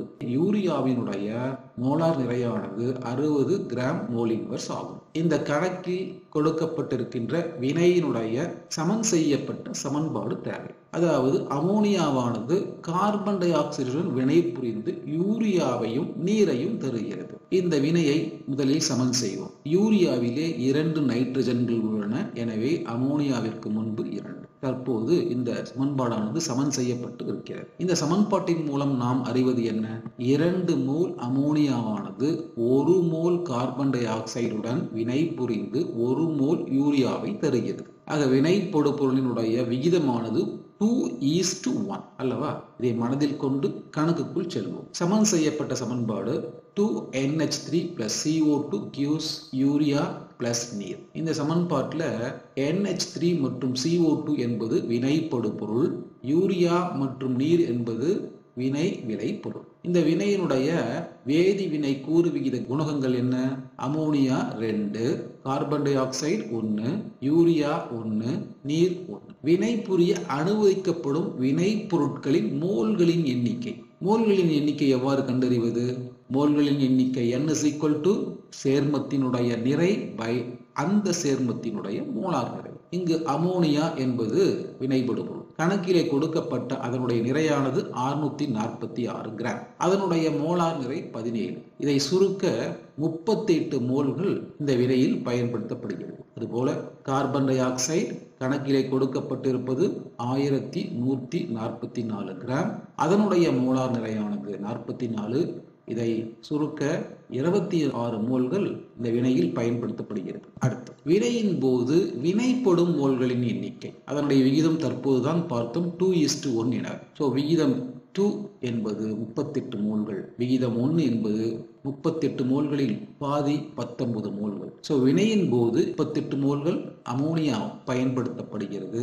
அதுபோல 26 மோல்களில் சமன் செய்யப்பட்ட சமன்பாட்டில் யூரியா உருவாக 19 மோல்கள் பயன்படுத்தப்படுகிறது. உருவாகும் வினை விளை பொருட்களின் மோல்களின் எண்ணிக்கை 38 மோல்கள் அமோனியாவானது 19 மோல்கள் கார்பன் டை ஆக்சைடுடன் வினை புரிந்து 19 மோல்கள் யூரியாவையும் 19 மோல்கள் நீரையும் தருகிறது. ஆக வினையின் முடிவில் எஞ்சியுள்ள வினை படுபொருள்களின் எண்ணிக்கை, வினைப்படு பொருள்கள் அமோனியாவும் கார்பன் டை ஆக்சைடு தான். எடுத்துக்கொண்ட அமோனியாவினுடைய மோல்களின் எண்ணிக்கை 38 மோல்கள். வினைக்கு பயன்படுத்தப்பட்ட மோல்களின் எண்ணிக்கை 38 மோல்கள். எனவே அமோனியாவானது இந்த வினையில் முழுமையாக பயன்படுத்தப்பட்டு இருக்கிறது. அதே சமயத்தில் கார்பன் டை ஆக்சைடானது 26 மோல்கள் எடுத்துக்கொள்ளப்பட்டன. ஆனால் வினைக்கு 19 மோல்களே பயன்படுத்தப்பட்டது. எனவே 7 மோல்கள் வினையின் முடிவில் எஞ்சி காணப்படுகிறது. வினையின் முடிவில் மீதம் உள்ளது. எனவே இந்த வினையில் மிகுதியான வினை படுபொருள் என்றால் அது கார்பன் டை ஆக்சைடு. எந்த வினை படுபொருள் முழுமையாக பயன்படுத்தப்பட்டதோ அதுவே வினையை கட்டுப்படுத்துகிறது. எனவே அமோனியா என்பதே இந்த வினையினுடைய கட்டுப்பாட்டு காரணி. ஆக அந்த தகவலின் அடிப்படையில முதல் கேள்வி, உருவாகும் யூரியாவினுடைய அளவு. உருவான யூரியாவினுடைய மோல்களின் எண்ணிக்கையையும் அதன் மோலார் நிறையையும் பெருக்க உருவாகும் யூரியாவினுடைய அளவு கிடைக்கும். உருவான யூரியாவினுடைய மோல்களின் எண்ணிக்கை 19 மோல்கள். யூரியாவினுடைய மோலார் நிறை எவ்வளவு? 60 இல்லையா? எனவே 19 மோல்கள் உருவானது. அதை யூரியாவினுடைய மோலார் நிறை 60 கிராம் மோல் இன்வர்ஸால் பெருக்கி அலகுகளை கேன்சல் செய்யும் பொழுது 1140 கிராம் யூரியா இந்த வினையிலே கிடைக்கிறது. இவ்வினையில் அமோனியா முழுவதும் வினைப்படுவதனால அமோனியாவே வினை கட்டுப்பாட்டு காரணியாகும். அடுத்து ஆக்சிஜனேற்ற எண், ஆக்சிடேஷன் நம்பர். ஆக்சிஜனேற்ற எண் காண்பதற்கான விதிகள் மற்றும் அதை சார்ந்த கணக்குகள். ஆக்சிஜனேற்ற எண் ஒரு சேர்மத்தில் உள்ள ஒரு குறிப்பிட்ட அணுவின் ஆக்சிஜனேற்ற எண் என்பது அணுவினை தவிர்த்து பிற அணுக்களை அவற்றின் வழக்கமான ஆக்சிஜனேற்ற நிலையில் அயனிகளாக நீக்கிய பின்னர் அக்குறிப்பிட்ட அணுவின் மீது எஞ்சி இருப்பதாக கருதப்படும் கற்பனையான மின்சுமை என வரையறுக்கப்படுகிறது. ஆக்சிஜனேற்ற எண்ணை கண்டறிவதற்கான விதிகள். 1. ஒரு தனித்த தனிமத்தின் ஆக்சிஜனேற்ற எண் 0 ஆகும். இப்ப நீங்க பாக்குறது சோடியம், காப்பர், வெள்ளி இவையெல்லாம் தனித்த நிலையில் காணப்படுகின்ற தனிமங்கள். இந்த தனிமங்களினுடைய ஆக்சிஜனேற்ற எண் 0. அதே சமயத்தில் ஒருபடித்தான மூலக்கூறுகள் ஹைட்ரஜன், குளோரின், பாஸ்பரஸ், சல்பர் இவைகளின் ஆக்சிஜனேற்ற எண்ணும் 0. Point number 2. ஓரணு அயனியின் ஆக்சிஜனேற்ற நிலை என்பது அந்த அயனியின் மீதுள்ள நிகர மின்சுமைக்கு சமம். எடுத்துக்காட்டாக Na+ பாருங்க. Na+ அயனியில சோடியத்தின் மீது என்ன மின்சுமை இருக்கிறது? +1. எனவே சோடியத்தினுடைய ஆக்சிஜனேற்ற எண் +1. Cl-. இதுல குளோரின் மீது எத்தனை மைனஸ் இருக்கு? ஒரே மைனஸ் தானே இருக்கிறது. எனவே குளோரினின் ஆக்சிஜனேற்ற எண் -1. Point number 3. ஒரு மூலக்கூறில் உள்ள அனைத்து அணுக்களின் ஆக்சிஜனேற்ற எண்களின் கூடுதல் 0 ஆகும். அயனிகளை பொறுத்தளவில் இக்கூடுதலானது அயனியின் மீது உள்ள நிகர மின்சுமைக்கு சமம். கந்தக அமிலத்தை பாருங்க. இந்த மூலக்கூறின் ஆக்சிஜனேற்ற எண் 0. எப்படி? இதில் 2 ஹைட்ரஜன்கள் உள்ள ஒவ்வொரு ஹைட்ரஜனுக்கும் ஒரு பிளஸ், எனவே 2+. ஆக்சிஜனுக்கு 2- 4 ஆக்சிஜன்கள் உள்ளன, என 8-. சல்பருக்கு 6+ என நாம் அறிந்ததுதான். எனவே இந்த மூலக்கூறினுடைய நிகர ஆக்சிஜனேற்ற எண் 2+, 6+, then 8-. இவற்றினுடைய கூடுதல் 0 தானே. எனவே மூலக்கூறின் நிகர ஆக்சிஜனேற்ற எண் 0. அதே சமயத்தில் அயனியா இருந்ததுன்னா, ஃபார் எக்ஸாம்பிள் SO4 2-. சல்பேட் அயனியினுடைய ஆக்சிஜனேற்ற எண் அந்த வாய்ப்பாட்டின் உள்ள மின்சுமை -2. அமோனியம் NH4+ அமோனியத்தினுடைய ஆக்சிஜனேற்ற எண் +1. Point number 4. உலோக ஹைட்ரைடுகளை தவிர பிற அனைத்து சேர்மங்களிலும் ஹைட்ரஜனின் ஆக்சிஜனேற்ற எண் +1. உலோக ஹைட்ரைடுகளில் ஹைட்ரஜன் -1 ஆக்சிஜனேற்ற நிலையை கொண்டுள்ளது. அப்ப ஹைட்ரஜன் 2 விதமான சேர்மங்களை உருவாக்குகின்றன. ஒன்று உலோக ஹைட்ரைடுகள், அதுல ஹைட்ரஜனின் ஆக்சிஜனேற்ற எண் -1. எடுத்துக்காட்டாக சோடியம் ஹைட்ரைடும் கால்சியம் ஹைட்ரைடும் உலோக ஹைட்ரைடுகள். இதுல ஹைட்ரஜனுடைய ஆக்சிஜனேற்ற நிலை -1. அதே சமயத்துல மற்ற சேர்மங்களில் ஹைட்ரஜனின் ஆக்சிஜனேற்ற நிலை +1. எடுத்துக்காட்டாக ஹைட்ரஜன் குளோரைடு மற்றும் ஹைட்ரஜன் புரோமைடில் ஹைட்ரஜனினுடைய ஆக்சிஜனேற்ற நிலை +1. 5வது பாயிண்ட். அனைத்து சேர்மங்களிலும் புளூரின் ஆனது -1 ஆக்சிஜனேற்ற நிலையினை கொண்டுள்ளது. எடுத்துக்காட்டு sodium fluoride, hydrogen fluoride, calcium fluoride. 6வது பாயிண்ட். பெரும்பாலான சேர்மங்களின் ஆக்சிஜன் -2 ஆக்சிஜனேற்ற நிலையினை கொண்டுள்ளது. ஆனால் பெராக்சைடுகள், சூப்பர் ஆக்சைடுகள், புளூரின் சேர்மங்களில் இவை மாறுபட்டு அமைகின்றன. இதை பார்க்கலாம். இது சாதாரண சேர்மத்துல ஆக்சிஜனின் மின்சுமை என்னவா இருக்கு? -2 இருக்கு. அதே சமயத்துல ஹைட்ரஜன் பெராக்சைடுல நீங்க பாத்தீங்கன்னா ஆக்சிஜனுடைய ஆக்சிஜனேற்ற எண் -1 இருக்கு. சூப்பர் ஆக்சைடு, பொட்டாசியம் சூப்பர் ஆக்சைடுல அதனுடைய ஆக்சிஜனேற்ற நிலை புளூரின் சேர்மங்கள்ல OF2 அதாவது ஆக்சிஜன் டைஃபுளோரைடுல ஆக்சிஜனினுடைய ஆக்சிஜனேற்ற நிலை +2 ஆக ஆக்சிஜன் அது சேருகின்ற தனிமங்களை பொறுத்து அதனுடைய ஆக்சிஜனேற்ற நிலையில் மாறுபாடு உள்ளதை கவனத்தில் கொள்ள வேண்டும். 7வது பாயிண்ட். அனைத்து சேர்மங்களிலும் கார உலோகங்கள் +1 ஆக்சிஜனேற்ற நிலையினையும் கார மண் உலோகங்கள் +2 ஆக்சிஜனேற்ற நிலையினையும் பெற்றுள்ளது. கார உலோகங்கள் +1 நிலையில காணப்படும். இவையெல்லாம் கார உலோகங்கள் lithium, sodium, potassium, rubidium, caesium, francium. இவைதான் கார உலோகம். இவற்றினுடைய ஆக்சிஜனேற்ற நிலை +1. அதே சமயத்தில் கார மண் உலோகங்கள் அவைகள் beryllium, magnesium, calcium, strontium, barium, radium. இவைகளின் ஆக்சிஜனேற்ற நிலை +2. எனவே ஆக்சிஜனேற்ற எண் வரையறை மற்றும் ஆக்சிஜனேற்ற எண்ணை கண்டறிவதற்கான விதிகளை நன்றாக புரிந்து கொண்டிருப்பீர்கள் என நம்புகின்றேன். ஆக்சிஜனேற்ற எண்ணை கணக்கிடுதல். 1. பொட்டாசியம் குளோரேட் KClO3 இல் அடிக்கோடிட்ட தனிமத்தின் ஆக்சிஜனேற்ற எண் காண்க.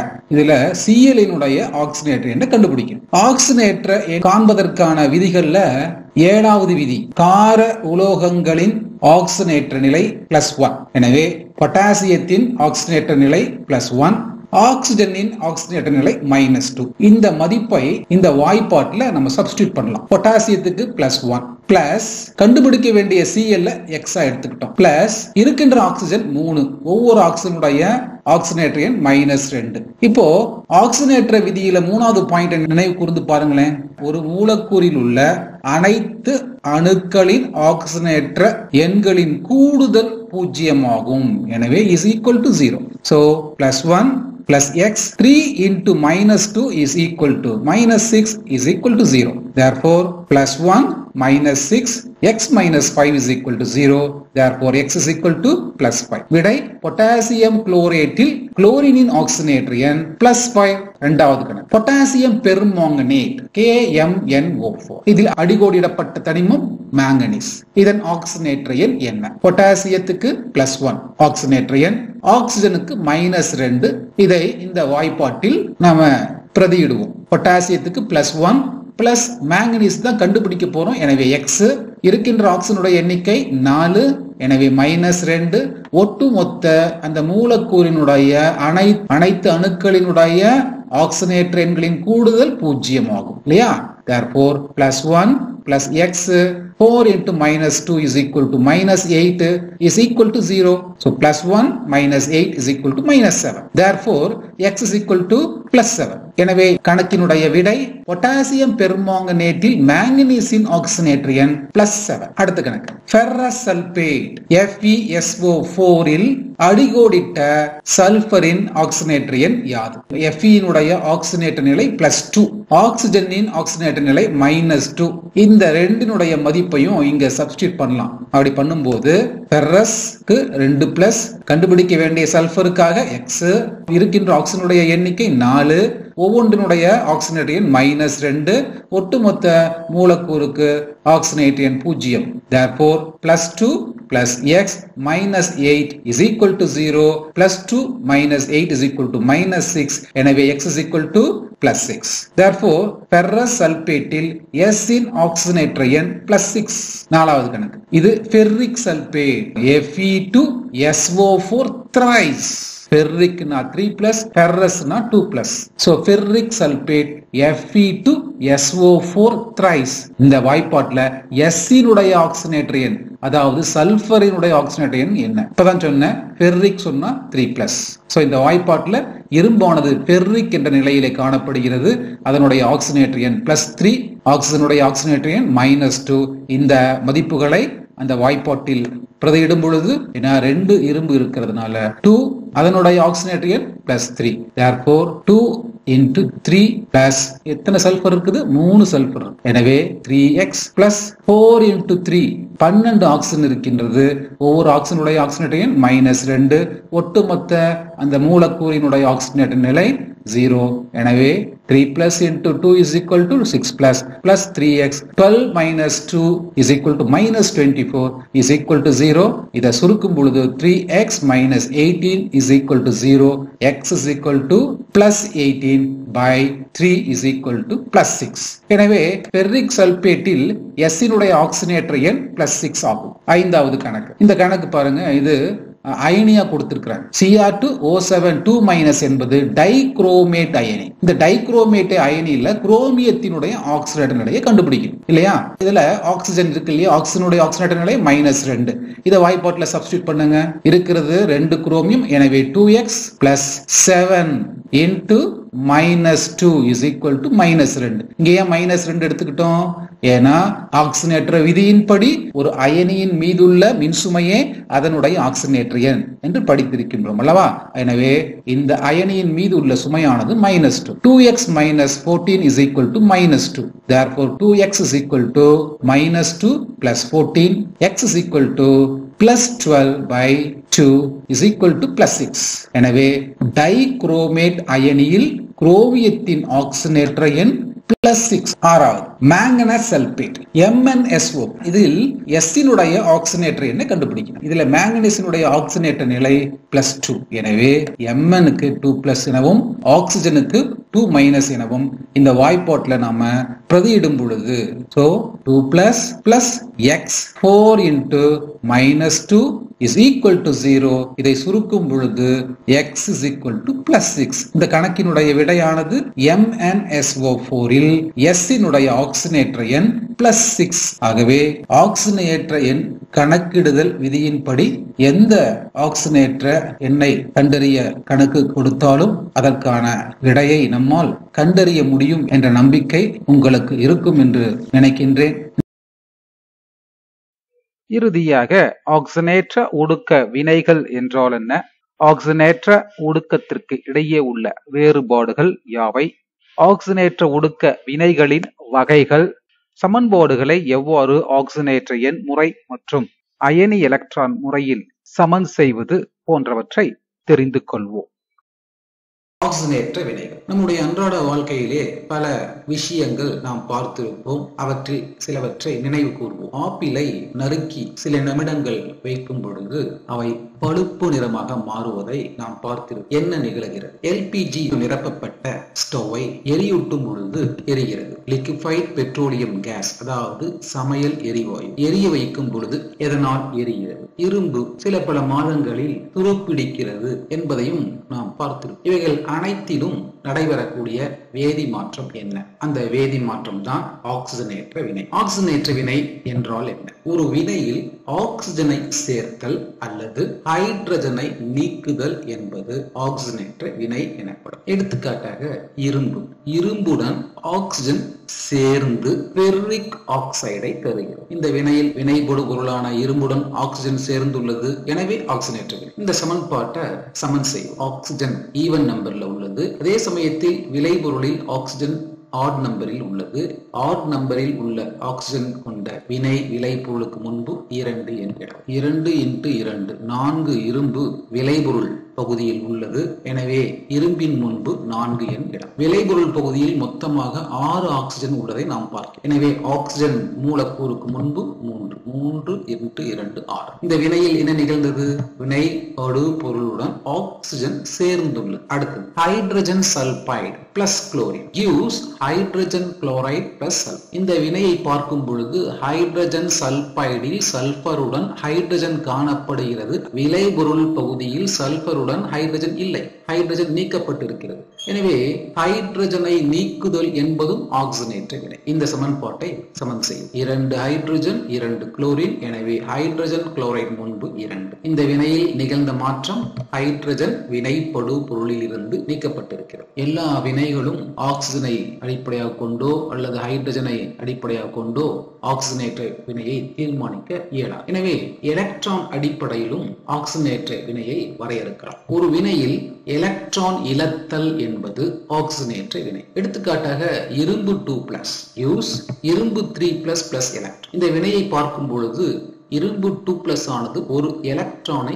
இழந்துள்ளது. ஆக எலக்ட்ரானை இழக்கக்கூடிய வினை ஆக்சிஜனேற்ற வினை. அடுத்து ஆக்சிஜன் ஒடுக்க வினை வரையறை. ஒரு வினையில் ஹைட்ரஜனை சேர்த்தல் அல்லது ஆக்சிஜனை நீக்குதல் என்பது ஆக்சிஜன் ஒடுக்க வினை எனப்படும். எடுத்துக்காட்டாக சல்பர் வினைப்படு பொருளுடன் ஹைட்ரஜன் சேர்ந்து ஹைட்ரஜன் சல்பைடை தருகிறது. ஆக இந்த வினையில் ஹைட்ரஜன் ஆனது வினைப்படு பொருளுடன் சேர்ந்துள்ளது, எனவே ஆக்சிஜன் ஒடுக்க வினை. அடுத்து cupric oxide plus carbon gives copper plus carbon monoxide. இந்த வினைப்படு பொருளை பாருங்க. Cupric oxide. குப்ரிக் ஆக்சைடு காப்பராக மாறுகிறது. என்ன நிகழ்ந்தது? குப்ரிக் ஆக்சைடில் உள்ள ஆக்சிஜன் ஆனது கார்பனால் நீக்கப்பட்டு காப்பரை தருகிறது. எனவே ஆக்சிஜன் நீக்குதல் என்பதும் ஆக்சிஜன் ஒடுக்க வினை அல்லவா? ஆக எல்லா நேரங்களிலும் ஹைட்ரஜனையோ ஆக்சிஜனையோ கொண்டு ஆக்சிஜன் ஒடுக்க வினையை கண்டறிய இயலாது. அத்தகைய சூழ்நிலையில் எலக்ட்ரான்களின் அடிப்படையில் ஆக்சிஜன் ஒடுக்க வினையை கண்டறியலாம். ஒரு வினையில் எலக்ட்ரானை ஏற்றுக்கொள்ளுதல் ஆக்சிஜன் ஒடுக்க வினை. எடுத்துக்காட்டாக Cu2+ 2 எலக்ட்ரானை ஏற்றுக்கொள்ளுகிறது. 2 எலக்ட்ரான்களை ஏற்றுக்கொள்வதன் மூலமாக அது காப்பராக மாறி இந்த வினையில் வினைப்படு பொருளான Cu2+ எலக்ட்ரானை ஏற்றுக்கொள்வதனால் இது ஆக்சிஜன் ஒடுக்க வினை. ஆக்சிஜன் ஏற்ற ஒடுக்க வினை என்றால் என்ன? எல்லா ஆக்சிஜன் ஏற்ற வினைகள் நிகழும் பொழுது ஒடுக்க வினையும் உடனே நிகழ்கிறது. இத்தகைய வினைகள் தான் ஆக்சிஜன் ஏற்ற ஒடுக்க வினைகள் என்று அழைக்கப்படுகிறது. எடுத்துக்காட்டாக ferric oxide plus 3 carbon monoxide gives 2 இரும்பு பிளஸ் 3 கார்பன் டை ஆக்சைடு. இந்த வினையில் ஆக்சிஜன் ஏற்றமும் நடந்துள்ளது, ஆக்சிஜன் ஒடுக்கமும் நடந்துள்ளது. எவ்வாறு கண்டறிவது? வரையறையை நினைவு கொள்க. ஃபெர்ரிக் ஆக்சைடு இரும்பாக மாறியுள்ளதை நாம் பார்க்கிறோம். ஆக ஆக்சிஜன் நீக்கப்பட்டுள்ளது, எனவே ஆக்சிஜன் ஒடுக்கம். அதே சமயத்தில் கார்பன் மோனாக்சைடு ஆக்சிஜனை ஏற்றுக்கொண்டு கார்பன் டை ஆக்சைடாக மாறுகிறது. ஆக இது ஆக்சிஜன் ஏற்ற வினை. ஒரு வினையில் ஆக்சிஜன் ஏற்றமும் நிகழும், அதே சமயத்தில் ஆக்சிஜன் ஒடுக்கமும் நடைபெறும். அத்தகைய வினைகள் தான் ஆக்சிஜன் ஏற்ற ஒடுக்க வினைகள். மற்றொரு எடுத்துக்காட்டை பார்க்கலாம். இந்த வினையில் carbon plus oxygen gives carbon di oxide. இந்த வினையில் எது ஆக்சிஜன் ஏற்ற வினை, எது ஆக்சிஜன் ஒடுக்க வினை? கார்பனின் ஆக்சிஜனேற்ற எண் தனிம நிலையில் உள்ளதனால் 0. அதே சமயத்தில் இந்த சேர்மத்தில் கார்பனின் ஆக்சிஜனேற்ற நிலை +4. ஆக கார்பன் ஆனது 4 எலக்ட்ரானை இழந்துள்ளது. எலக்ட்ரான் இழத்தல் என்பது ஆக்சிஜன் ஏற்றம் அல்லவா? அதே சமயத்தில் ஆக்சிஜனேற்ற எண் விதியின்படி மூலக்கூறு ஆக்சிஜனில் உள்ள ஆக்சிஜன் ஆனது 0 ஆக்சிஜனேற்ற நிலையில் காணப்படுகிறது. கார்பன் டை ஆக்சைடில் ஆக்சிஜனுடைய ஆக்சிஜனேற்ற நிலை -2. ஆக ஆக்சிஜன் ஆனது 2 எலக்ட்ரானை ஏற்றுக்கொள்ளுகிறது. ஆக எலக்ட்ரானை ஏற்றுக்கொள்ளுதல் என்பது ஆக்சிஜன் ஒடுக்கம் தானே. ஆக ஒரே நேரத்தில் ஆக்சிஜன் ஏற்றமும் ஆக்சிஜன் ஒடுக்கமும் நிகழ்கிறது. இத்தகைய வினைகள் தான் ஆக்சிஜன் ஏற்ற ஒடுக்க வினைகள். அடுத்த கேள்வி, பாடத்தினுடைய பின்பகுதியில் 30வது கேள்வியாக உள்ள ஆக்சிஜன் ஏற்றம் ஒடுக்கம் வேறுபடுத்துக. வரிசை எண் ஆக்சிஜன் ஏற்றம் ஆக்சிஜன் ஒடுக்கம். பாயிண்ட் நம்பர் 1, ஆக்சிஜன் ஏற்ற வினைகளில் ஆக்சிஜன் சேர்தல், ஆக்சிஜன் ஒடுக்க வினைகளில் ஆக்சிஜன் நீக்கப்படுதல்.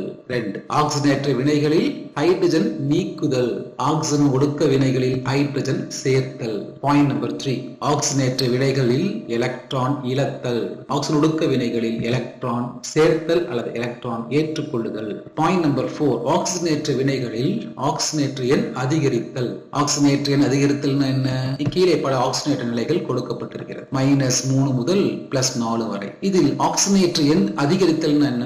எலக்ட்ரான் இழத்தல் காரணமாகத்தான் ஆக்சிஜனேற்ற எண் அதிகரிக்கும். ஆக எலக்ட்ரானை இழப்பதன் மூலமாக 0விலிருந்து +1 மாறலாம். 2 எலக்ட்ரானை இழந்தால் 0விலிருந்து +2 மாறலாம். ஆக ஆக்சிஜனேற்ற எண் அதிகரித்தல் என்பது இந்த திசையில் அமையும். அதே சமயத்தில் ஆக்சிஜன் ஒடுக்கம் வினைகளில் ஆக்சிஜனேற்ற எண் குறைதல், மிக பல ஆக்சிஜனேற்ற நிலைகளில் குறைதல் என்பது இந்த திசையில் அமையும். ஏனெனில் எலக்ட்ரான்களை ஏற்றுக்கொள்ளுகிறது. எலக்ட்ரானுடைய மின்சுமை மைனஸ் அல்லவா?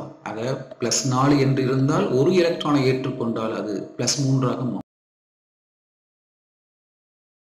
ஆக்சிஜனேற்ற ஒடுக்க வினைகளின் வகைகளை பற்றி பார்க்கலாம். இந்த பகுதியானது தேர்வுக்கு மிக முக்கியமான பகுதி. ஆக்சிஜனேற்ற ஒடுக்க வினைகளின் வகைகள், அதாவது டைப்ஸ் ஆஃப் ரெடாக்ஸ் ரியாக்ஷன். ஆக்சிஜனேற்ற ஒடுக்க வினைகள் என்றால் என்ன? சில வினைகளில் ஆக்சிஜனேற்றம் நிகழும் போதெல்லாம் ஆக்சிஜன் ஒடுக்க வினைகளும் உடனே நிகழுகின்றன. அத்தகைய வினைகள் ஆக்சிஜனேற்ற ஒடுக்க வினைகள். ஆக்சிஜனேற்ற வினை என்றால் அந்த வினையில் எலக்ட்ரான்களானது இழக்கப்படும். ஆக்சிஜன் ஒடுக்க வினை என்றால் அந்த வினையில் எலக்ட்ரான் ஆனது ஏற்றுக்கொள்ளப்படும். இதை நினைவில் கொண்டு ஆக்சிஜனேற்ற ஒடுக்க வினைகளின் வகைகளை பற்றி பார்ப்போம். ஆக்சிஜனேற்ற ஒடுக்க வினைகளானது 5 வகைப்படும். 1, இணையும் வினைகள், காம்பினேஷன் ரியாக்ஷன்ஸ். 2, சிதைவடையும் வினைகள், டீகம்போசிஷன் ரியாக்ஷன்ஸ். 3, இடப்பெயர்ச்சி வினைகள், டிஸ்பிளேஸ்மென்ட் ரியாக்ஷன்ஸ். இடப்பெயர்ச்சி வினைகளானது உலோக இடப்பெயர்ச்சி வினைகள் என்றும் அலோக இடப்பெயர்ச்சி வினைகள் எனவும் வகைப்படுத்தப்பட்டுள்ளன. 4 விகிதச் சிதைவு வினைகள் disproportionation reactions.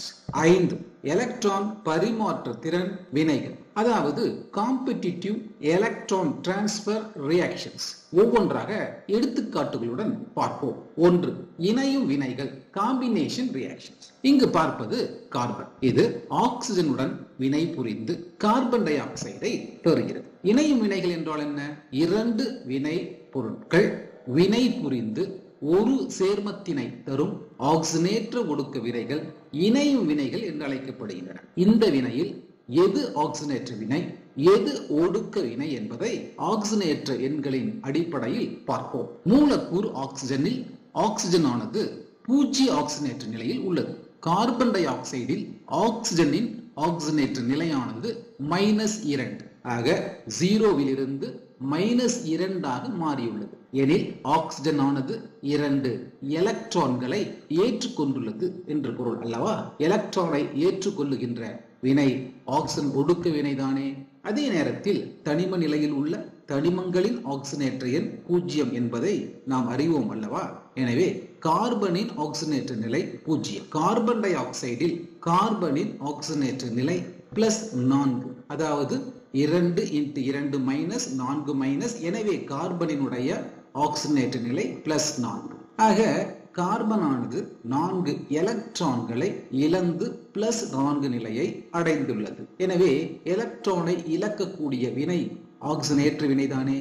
இணையும் வினைகளை நன்கு புரிந்து கொண்டிருப்பீர்கள் என நம்புகின்றேன். 2 சிதைவடையும் வினைகள் டீகம்போஷன் ரியாக்ஷன்ஸ். எடுத்துக்காட்டாக பொட்டாசியம் குளோரைட் சிதைந்து பொட்டாசியம் குளோரைடாகவும் ஆக்சிஜனாகவும் மாறுகிறது. இந்த வினையை முதலில் சமன் செய்ய கற்றுக்கொள்வோம். பொட்டாசியம் குளோரேட்டில் ஆக்சிஜன்களானது ஆட் நம்பரில் உள்ளது. எனவே பொட்டாசியம் குளோரைட் முன்பு 2 ஆக 2 பொட்டாசியம், பொட்டாசியம் குளோரைட் முன்பு 2 குளோரின், 2 குளோரின், 6 ஆக்சிஜன், மூலக்கூறு ஆக்சிஜன் முன்பு 3. தற்போது இச்சமன்பாடானது சமன் செய்யப்பட்டுள்ளது. இந்த நிலையில் பொட்டாசியம் குளோரேட்டில் உள்ள ஆக்சிஜனுடைய ஆக்சிஜனேற்ற எண் -2. ஆக்சிஜன் மூலக்கூறில் உள்ள ஆக்சிஜனுடைய ஆக்சிஜனேற்ற எண் 0. எனவே 2 எலக்ட்ரான்களை இழந்து ஆக்சிஜன் மூலக்கூறாக மாறியுள்ளது. எலக்ட்ரானை இழக்கக்கூடிய வினை ஆக்சிஜனேற்ற வினைதானே.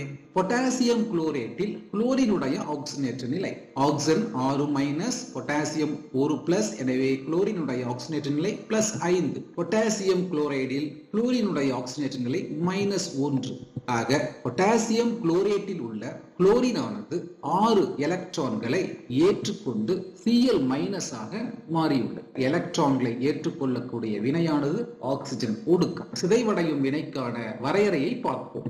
ஒரு சேர் 2 அல்லது அதற்கு மேற்பட்ட கூறுகளாக சிதைவடையும் ஆக்சிஜனேற்ற ஒடுக்க வினைகள் சிதைவடையும் வினைகள் என அழைக்கப்படுகின்றன. 3 இடப்பெயர்ச்சி வினைகள் டிஸ்பிளேஸ்மென்ட் ரியாக்ஷன். இடப்பெயர்ச்சி வினைகளில் முதலாவது வகை உலோக இடப்பெயர்ச்சி வினை. இங்கு பார்ப்பது காப்பர் சல்பேட் கரைசலில் ஜிங்க் தகடு மூழ்கி வைக்கப்பட்டுள்ளது. காப்பர் சல்பேட்டினுடைய நிறமானது நீல நிறம். நேரம் செல்ல செல்ல நீல நிறம் மறைந்து ஜிங்க் தகட்டின் மீது பழுப்பு நிறம் படுகிறது. இந்த வினையில் நிகழ்வது என்ன?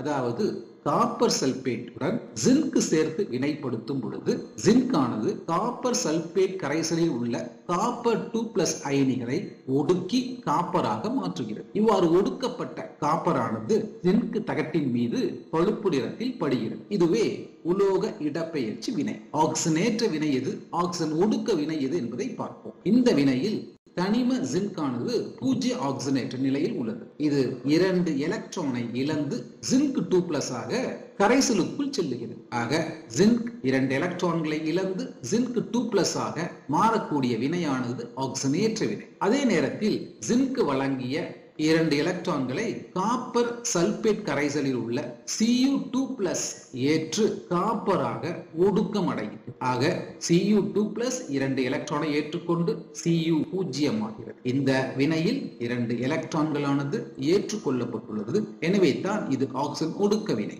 அலோக இடப்பெயர்ச்சி வினைகள். ஜிங்க் ஆனது ஹைட்ரோகுளோரிக் அமிலத்துடன் வினைப்படுத்தும் பொழுது ஹைட்ரோகுளோரிக் அமிலத்தில் உள்ள ஹைட்ரஜன் ஆனது வெளியேற்றப்பட்டு ஜிங்க் குளோரைடு கிடைக்கின்றது. இச்சமன்பாட்டை முதலில் சமன் செய்வோம். 2 குளோரின் ஆக ஹைட்ரோகுளோரிக் அமிலத்திற்கு முன்பாக 2 ஹைட்ரஜன் 2 ஹைட்ரஜன் சமன்பாடானது சமன் ஆகி உள்ளது. இந்த நிலையில் ஜிங்க் ஹைட்ரோகுளோரிக் அமிலத்தில் உள்ள அலோகத்தை அதாவது ஹைட்ரஜனை இடப்பெயர்ச்சி செய்து ஜிங்க் குளோரைடாக மாறியுள்ளது. எனவே தான் இது அலோக இடப்பெயர்ச்சி வினை. இந்த வினையில் ஆக்சிஜனேற்ற வினை எது, ஆக்சிஜன் ஒடுக்க வினை என்பதை பார்ப்போம். தனிம ஜிங்க் பூஜ்ய ஆக்சிஜனேற்ற நிலையில் உள்ளது. ஜிங்க் குளோரைடில் ஜிங்க் ஆனது 2+ நிலையில் காணப்படுகிறது. ஆக 2 எலக்ட்ரானை ஜிங்க் இழந்துள்ளது. எனவே ஆக்சிஜன் ஏற்றம். அதே நேரத்தில் ஹைட்ரோகுளோரிக் அமிலத்தில் ஹைட்ரஜன் ஆனது +1 நிலையில் உள்ளது. அதே நேரத்தில் வினை விளைபொருள் பகுதியில் உள்ள ஹைட்ரஜன் மூலக்கூறில் உள்ள ஹைட்ரஜனுடைய ஆக்சிஜனேற்ற எண் 0. H+ ஆனது எலக்ட்ரானை ஏற்று ஹைட்ரஜன் மூலக்கூறாக மாறியுள்ளது.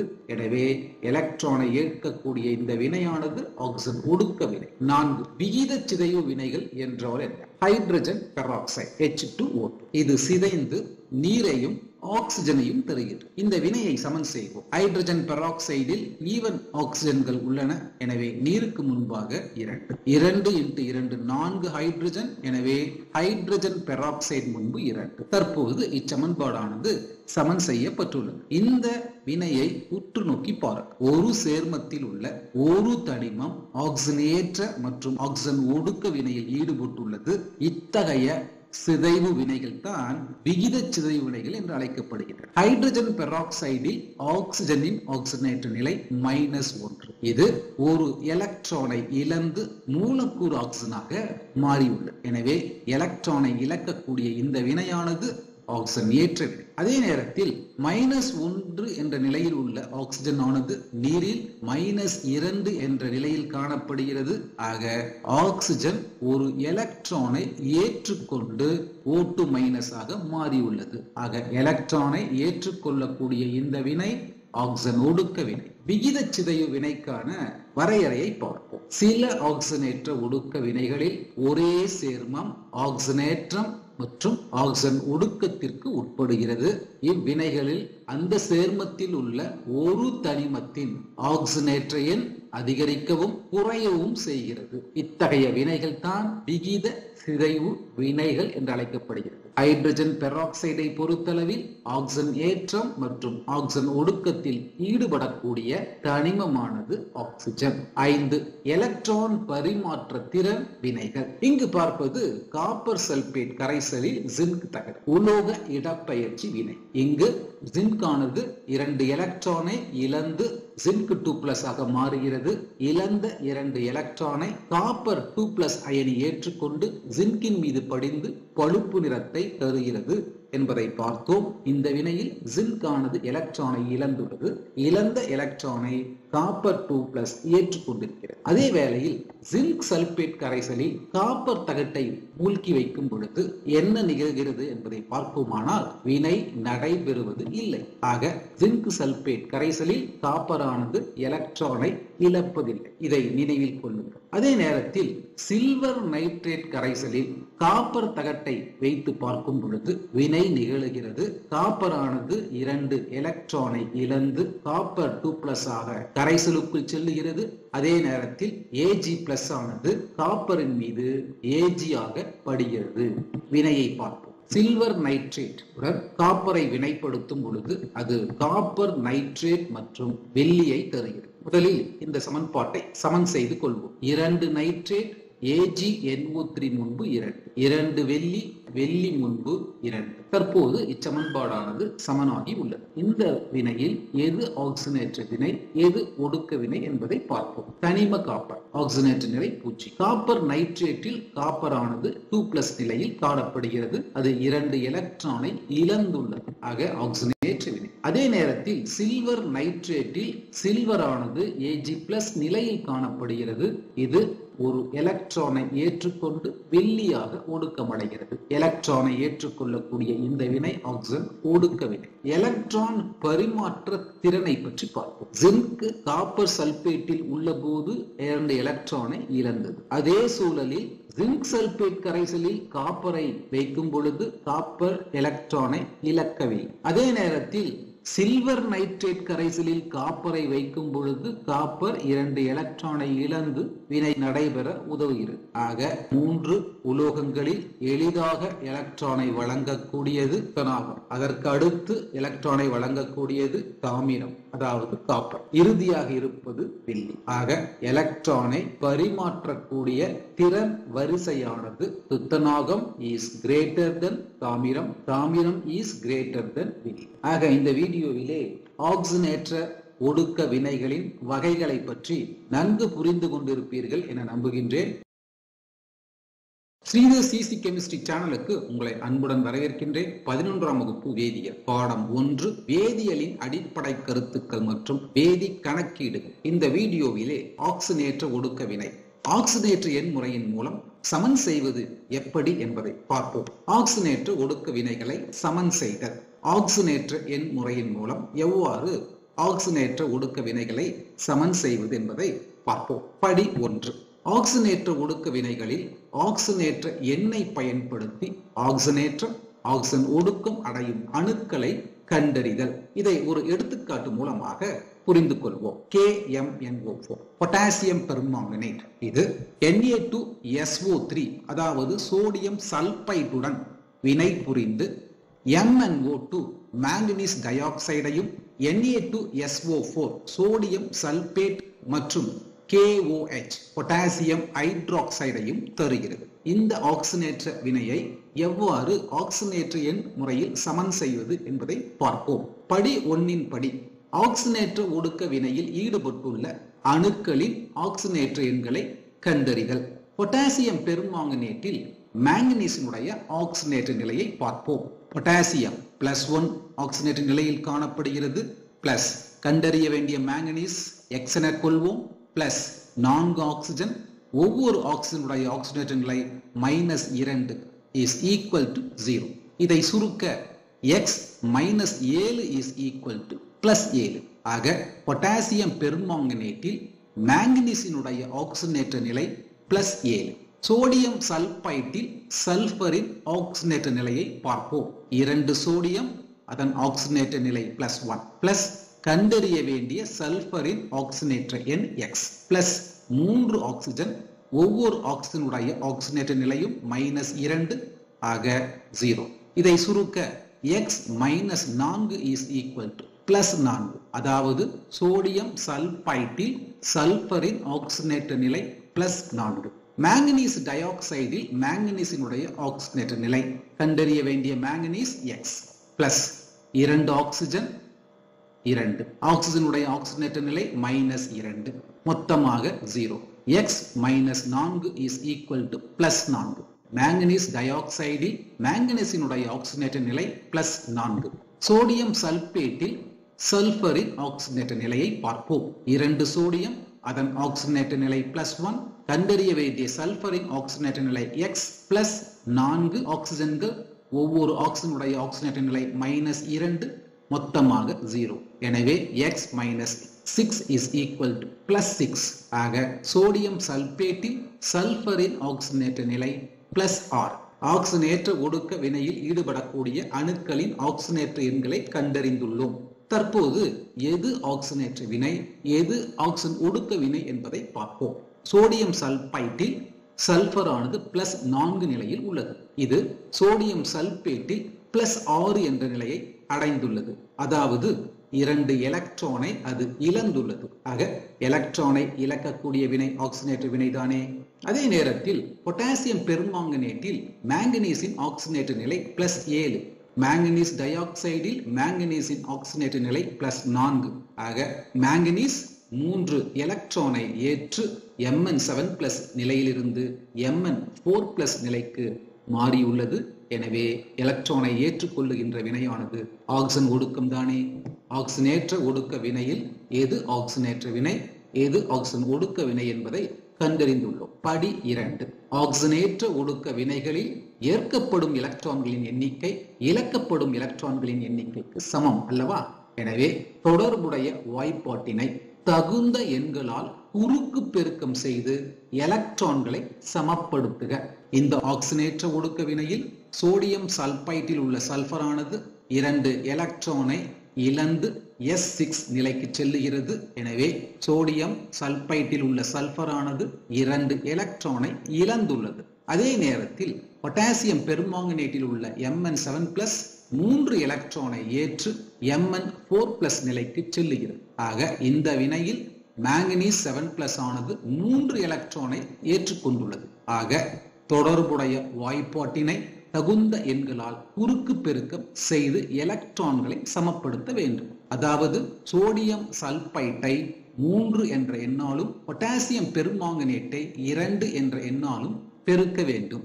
ஆக 2KMnO4 plus 3Na2SO3 gives MnO2 plus Na2SO4 plus KOH. ஆக படி 2 புரிந்து கொண்டிருப்பீர்கள் என நம்புகின்றேன். படி 3 ஆக்சினேற்றம் ஆக்சின் ஒடுக்கம் அடைந்த வினை விளைபொருட்களை சமன் செய்க.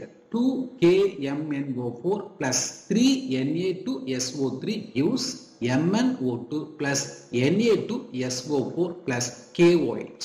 தற்போது ஆக்சினேற்றம் மற்றும் ஆக்சின் ஒடுக்கம் அடைந்த விளை பொருட்களை சமன் செய்வோம். 2 மாங்கனீசு, எனவே மாங்கனீஸ் டை ஆக்சைடு முன்பு 2. 3 சல்பர், எனவே சோடியம் சல்பேட் முன்பு 3. படி 4 ஹைட்ரஜன் மற்றும் ஆக்சிஜனை தவிர்த்து பிற தனிமங்களை சமன் செய்க. 2 potassium permanganate plus 3 sodium sulphide gives 2 manganese di oxide plus 3 sodium sulphate. ஆக ஹைட்ரஜனையும் ஆக்சிஜனையும் தவிர்த்து மற்ற தனிமங்களை சமன் செய்வோம். மற்ற தனிமங்கள் என்பது பொட்டாசியம். பொட்டாசியம் பெர்மாங்கனேட் முன்பாக 2 உள்ளது, எனவே 2 பொட்டாசியம். ஆக பொட்டாசியம் ஹைட்ராக்சைடு முன்பு 2. படி 5 ஹைட்ரஜன் மற்றும் ஆக்சிஜன் அணுக்களை சமன் செய்க. 2 potassium permanganate plus 3 sodium sulfide gives 2 manganese dioxide plus 3 sodium sulfate plus 2 potassium hydroxide. ஆக இந்த வினையில் 2 ஹைட்ரஜன்கள் உள்ளது, எனவே வினை படு பொருள் பகுதியில் நீர் மூலக்கூறு ஒன்றை எழுதுவோம். தற்போது ஹைட்ரஜன் மற்றும் ஆக்சிஜன் அணுக்களை சமன் செய்வோம். முதலில் ஆக்சிஜன் அணுவை எடுத்துக்கொள்வோம். 2 × 2 4 oxygen plus 3 × 4 12 oxygen plus 2 oxygen. ஆக மொத்தம் 18 ஆக்சிஜன்கள் விளை பொருள் பகுதியில் உள்ளது. இதை வினைப்படு பொருள் பகுதியில் சரிபார்த்து சமன் செய்வோம். 8 oxygen 9 oxygen 17 oxygen plus 1 oxygen. ஆக ஆக்சிஜனுடைய எண்ணிக்கை சமன் செய்யப்பட்டுள்ளது. ஹைட்ரஜனின் எண்ணிக்கையை பார்ப்போம். 2 ஹைட்ரஜன், ஆக 2 ஹைட்ரஜன். எனவே இந்த ஆக்சினேற்ற ஒடுக்க வினையானது ஆக்சினேற்ற எண் முறையின்படி சமன் செய்யப்பட்டுவிட்டது. ஆக ஆக்சினேற்ற ஒடுக்க வினைகளை எவ்வாறு ஆக்சினேற்ற எண் கொண்டு சமன் செய்வது என்பதை நன்கு புரிந்து கொண்டிருப்பீர்கள் என நம்புகின்றேன். 11ஆம் வகுப்பு வேதியியல் பாடம் 1 வேதியியலின் அடிப்படை கருத்துக்கள் மற்றும் வேதி கணக்கீடுகள். இந்த வீடியோவிலே ஆக்சின் ஏற்ற ஒடுக்க வினைகளை அயனி எலக்ட்ரான் முறையின் மூலம் சமன் செய்வது எப்படி என்பதை பற்றி பார்ப்போம். அயனி எலக்ட்ரான் முறை அயன் எலக்ட்ரான் மெத்தட் பயன்படுத்தி பின்வரும் சமன்பாட்டினை சமன் செய்க. ஆக்சினேற்ற ஒடுக்க சமன்பாடுகளை சமன் செய்ய 2 முறைகள் உள்ளன. அவற்றுள் ஒன்று ஆக்சினேற்ற எண்முறை, மற்றொன்று அயனி எலக்ட்ரான் முறை. ஆக்சினேற்ற ஒடுக்க சமன்பாடுகள் அயனி வடிவில் கொடுக்கப்படுமேயானால் அத்தகைய சமன்பாடுகளை சமன் செய்ய அயனி எலக்ட்ரான் முறை பயன்படுகிறது. அயனி எலக்ட்ரான் முறையை தெரிந்து கொள்ள ஒரு அயனி சமன்பாட்டை பார்ப்போம். MnO4- plus Fe2+ plus H+ gives Mn2+ plus Fe3+ plus H2O. இத்தகைய அயனிகள் உள்ள சமன்பாடானது அயனி சமன்பாடு என்று அழைக்கப்படுகிறது. அயனி சமன்பாடுகளை சமன் செய்யும் பொழுது அவற்றில் உள்ள அணுக்களை சமன் செய்வதோடு மட்டுமல்லாமல் இருபுறமும் மின்சுமையையும் சமன் செய்ய வேண்டும் என்பதை நினைவில் கொள்ள வேண்டும். கொடுக்கப்பட்ட இந்த அயனி சமன்பாட்டை அயனி எலக்ட்ரான் முறை விதியின்படி எவ்வாறு சமன் செய்வது என்பதை பார்ப்போம். படி 1 ஆக்சினேற்ற எண் கோட்பாட்டினை பயன்படுத்தி ஆக்சினேற்றம் மற்றும் ஆக்சிஜன் ஒடுக்கம் அடையும் வினை பொருட்களை கண்டறிக. முதலில் நாம் MnO4- என்ற அயனியில் மாங்கனீஸின் ஆக்சிஜனேற்ற எண்ணை கண்டறிவோம். கண்டறிய வேண்டிய மாங்கனீஸ் எக்ஸ் பிளஸ் மாங்கனீஸுடன் காணப்படுகின்ற ஆக்சிஜன்களின் எண்ணிக்கை 4, ஒவ்வொரு ஆக்சிஜனுக்கும் -2. இந்த அயனியின் மொத்த மின்சுமையானது -1. ஆக x plus 4 -2 is equal to -1.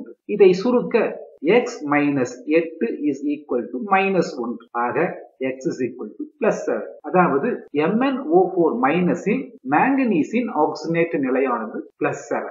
MnO4 மைனஸில் 7+ ஆக்சிஜனேற்ற நிலையில் காணப்படுகின்ற மாங்கனீஸ் ஆனது 5 எலக்ட்ரானை ஏற்று Mn2+ ஆக மாறியுள்ளது. எலக்ட்ரானை ஏற்றுக்கொள்ளக்கூடிய வினை ஆக்சிஜன் ஒடுக்கம் தானே.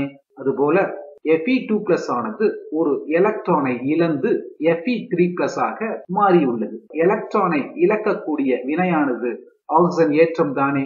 ஆக இங்கே கொடுக்கப்பட்டிருக்கின்ற ஆக்சிஜனேற்ற ஒடுக்க அயனி சமன்பாட்டில் ஆக்சிஜன் ஒடுக்கம் மற்றும் ஆக்சிஜன் ஏற்றம் ஆகியவற்றை கண்டறிந்துள்ளோம். படி 2. ஆக்சிஜனேற்றம் மற்றும் ஒடுக்கத்திற்கு தனித்தனியே இரு அரை வினைகளை எழுதுக. இவ்வாறு ஆக்சிஜன் ஒடுக்கம் மற்றும் ஆக்சிஜனேற்றம் கண்டறியப்பட்ட அயனி சமன்பாட்டை பயன்படுத்தி ஆக்சிஜனேற்றம் மற்றும் ஆக்சிஜன் ஒடுக்க அரைவினைகளை எழுதுவோம். முதலில் ஆக்சிஜனேற்ற அரைவினை, அதாவது Fe2+ ஆனது Fe3+ ஆக ஒரு எலக்ட்ரானை இழந்து ஆக்சிஜனேற்றம் அடைந்துள்ளது அல்லவா. இதை சமன்பாடு 1 என கொள்வோம். அதுபோல ஆக்சிஜன் ஒடுக்க அரைவினை MnO4 மைனஸ் இல் Mn7+ ஆனது 5 எலக்ட்ரானை ஏற்று Mn2+ ஆக ஆக்சிஜன் ஒடுக்கம் அடைந்துள்ளது. இது சமன்பாடு 2 என கொள்வோம். ஆக ஆக்சிஜனேற்ற ஒடுக்க அயனி சமன்பாட்டில் உள்ள ஆக்சிஜனேற்றம் மற்றும் ஆக்சிஜன் ஒடுக்க அரை வினைகளை தனித்தனியாக எழுதியுள்ளோம். இதை நினைவில் கொண்டு அரை வினைகளின் இருபுறமும் அணுக்கள் மற்றும் மின் சுமையினை சமன் செய்க. முதலில் ஆக்சிஜனேற்ற அரைவினை Fe2+ gives Fe3+ plus 1 electron. இது சமன்பாடு 1. இதில் ஒரு இரும்பு 2 plus 3 plus plus 1 minus 2 plus ஆக அணுக்கள் மற்றும் மின்சுமை சமன்பாடு 1 சமன் செய்யப்பட்டுள்ளது. எத்தகைய மாற்றமும் இல்லை. ஆக்சிஜன் ஒடுக்க அரைவினையை பார்ப்போம். Mn7+O4 minus plus 5 electron gives Mn2+. இது சமன்பாடு 2. இதில் ஒரு manganese 7 plus 5 electron 5 minus equal to 2 plus ஆக மின் சுமைகள் சமன் செய்யப்பட்டுள்ளது. ஆனால் O சமன் செய்யப்படாமல் உள்ளது. எனவே MnO4 minus plus 5 electron gives Mn2+. ஆக்சிஜனை நீராக எழுதுவோம், அதாவது H2O. இருக்கின்ற ஆக்சிஜன் எண்ணிக்கை 4. எனவே நீருக்கு முன்பு 4. விளை பொருள் பகுதியில் 8 ஹைட்ரஜன்கள் உள்ளன.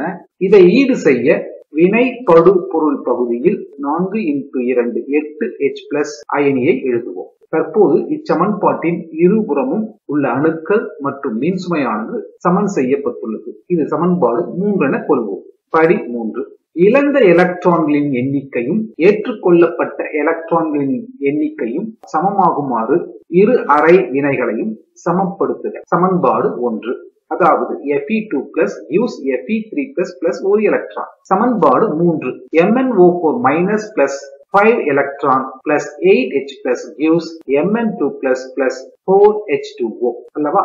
இதில் இழந்த எலக்ட்ரான் எண்ணிக்கையும் ஏற்றுக்கொண்ட எலக்ட்ரான்களின் எண்ணிக்கையும் சமப்படுத்த வேண்டும். சமன்பாடு 1 இழந்த எலக்ட்ரான் 1, சமன்பாடு 3 ஏற்றுக்கொண்ட எலக்ட்ரான்களின் எண்ணிக்கை 5 ஆக இழந்த எலக்ட்ரான்களின் எண்ணிக்கையும் ஏற்றுக்கொண்ட எலக்ட்ரான்களின் எண்ணிக்கையும் சமப்படுத்த வேண்டும். எனவே சமன்பாடு 1 5 ஆல் பெருக்கவும். அதே நேரத்தில் சமன்பாடு 3 1 ஆல் பெருக்க வேண்டும். அவ்வாறு பெருக்கும் பொழுது இதே சமன்பாடு தான் கிடைக்கும் அல்லவா. எனவே சமன்பாடு 1 5 ஆல் பெருக்க 5Fe2+ gives 5Fe3+ plus 5 electron. 5 all பெருக்கப்பட்ட சமன்பாட்டையும் சமன்பாடு 3ஐயும் கூட்ட 5 எலக்ட்ரானும் கேன்சல் செய்யப்படுகிறது. மீதமுள்ளவற்றை எழுதுவோம். 5 Fe2+ plus MnO4 minus plus 8H+ gives 5Fe3+ plus Mn2+ plus 4H2O. இதுவே கொடுக்கப்பட்ட ஆக்சிஜனேற்ற ஒடுக்க அயனி சமன்பாட்டிற்கான அயனி எலக்ட்ரான் முறையை பயன்படுத்தி சமன் செய்யப்பட்ட சமன்பாடாகும். இந்த சமன்பாட்டில் 5Fe 5Fe, ஒரு மேங்கனீஸ் 8 ஹைட்ரஜன் 8 ஹைட்ரஜன், 4 ஆக்சிஜன் 4 ஆக்சிஜன்கள் உள்ளன. அணுக்கள் சமன் செய்யப்பட்டுள்ளதை நம்மால் பார்க்க முடிகிறது. அதே போல மின்சுமையையும் சமன் செய்யப்பட்டுள்ளதா என்பதை சரிபார்ப்போம். 5 × 2 plus 10 plus 18 plus 1 minus 17 plus 15 plus plus 2 plus 17 plus. ஆக அணுக்கள் மற்றும் மின்சுமையானது சமன்பாட்டின் இருபுறமும் சமன் செய்யப்பட்டுள்ளது. அயனி வடிவில் கொடுக்கப்படுகின்ற ஆக்சிஜனேற்ற ஒடுக்க சமன்பாடுகளை எவ்வாறு அயனி எலக்ட்ரான் முறையை பயன்படுத்தி சமன் செய்வது என்பதை புரிந்து கொண்டிருப்பீர்கள் என நம்புகின்றேன். இந்த வீடியோ உங்களுக்கு பிடித்திருந்தால் லைக் பண்ணுங்க, ஷேர் பண்ணுங்க, மறக்காம ஸ்ரீதர்ஸ் ஈஸி கெமிஸ்ட்ரி சேனலை சப்ஸ்கிரைப் பண்ணுங்க. தேங்க்யூ.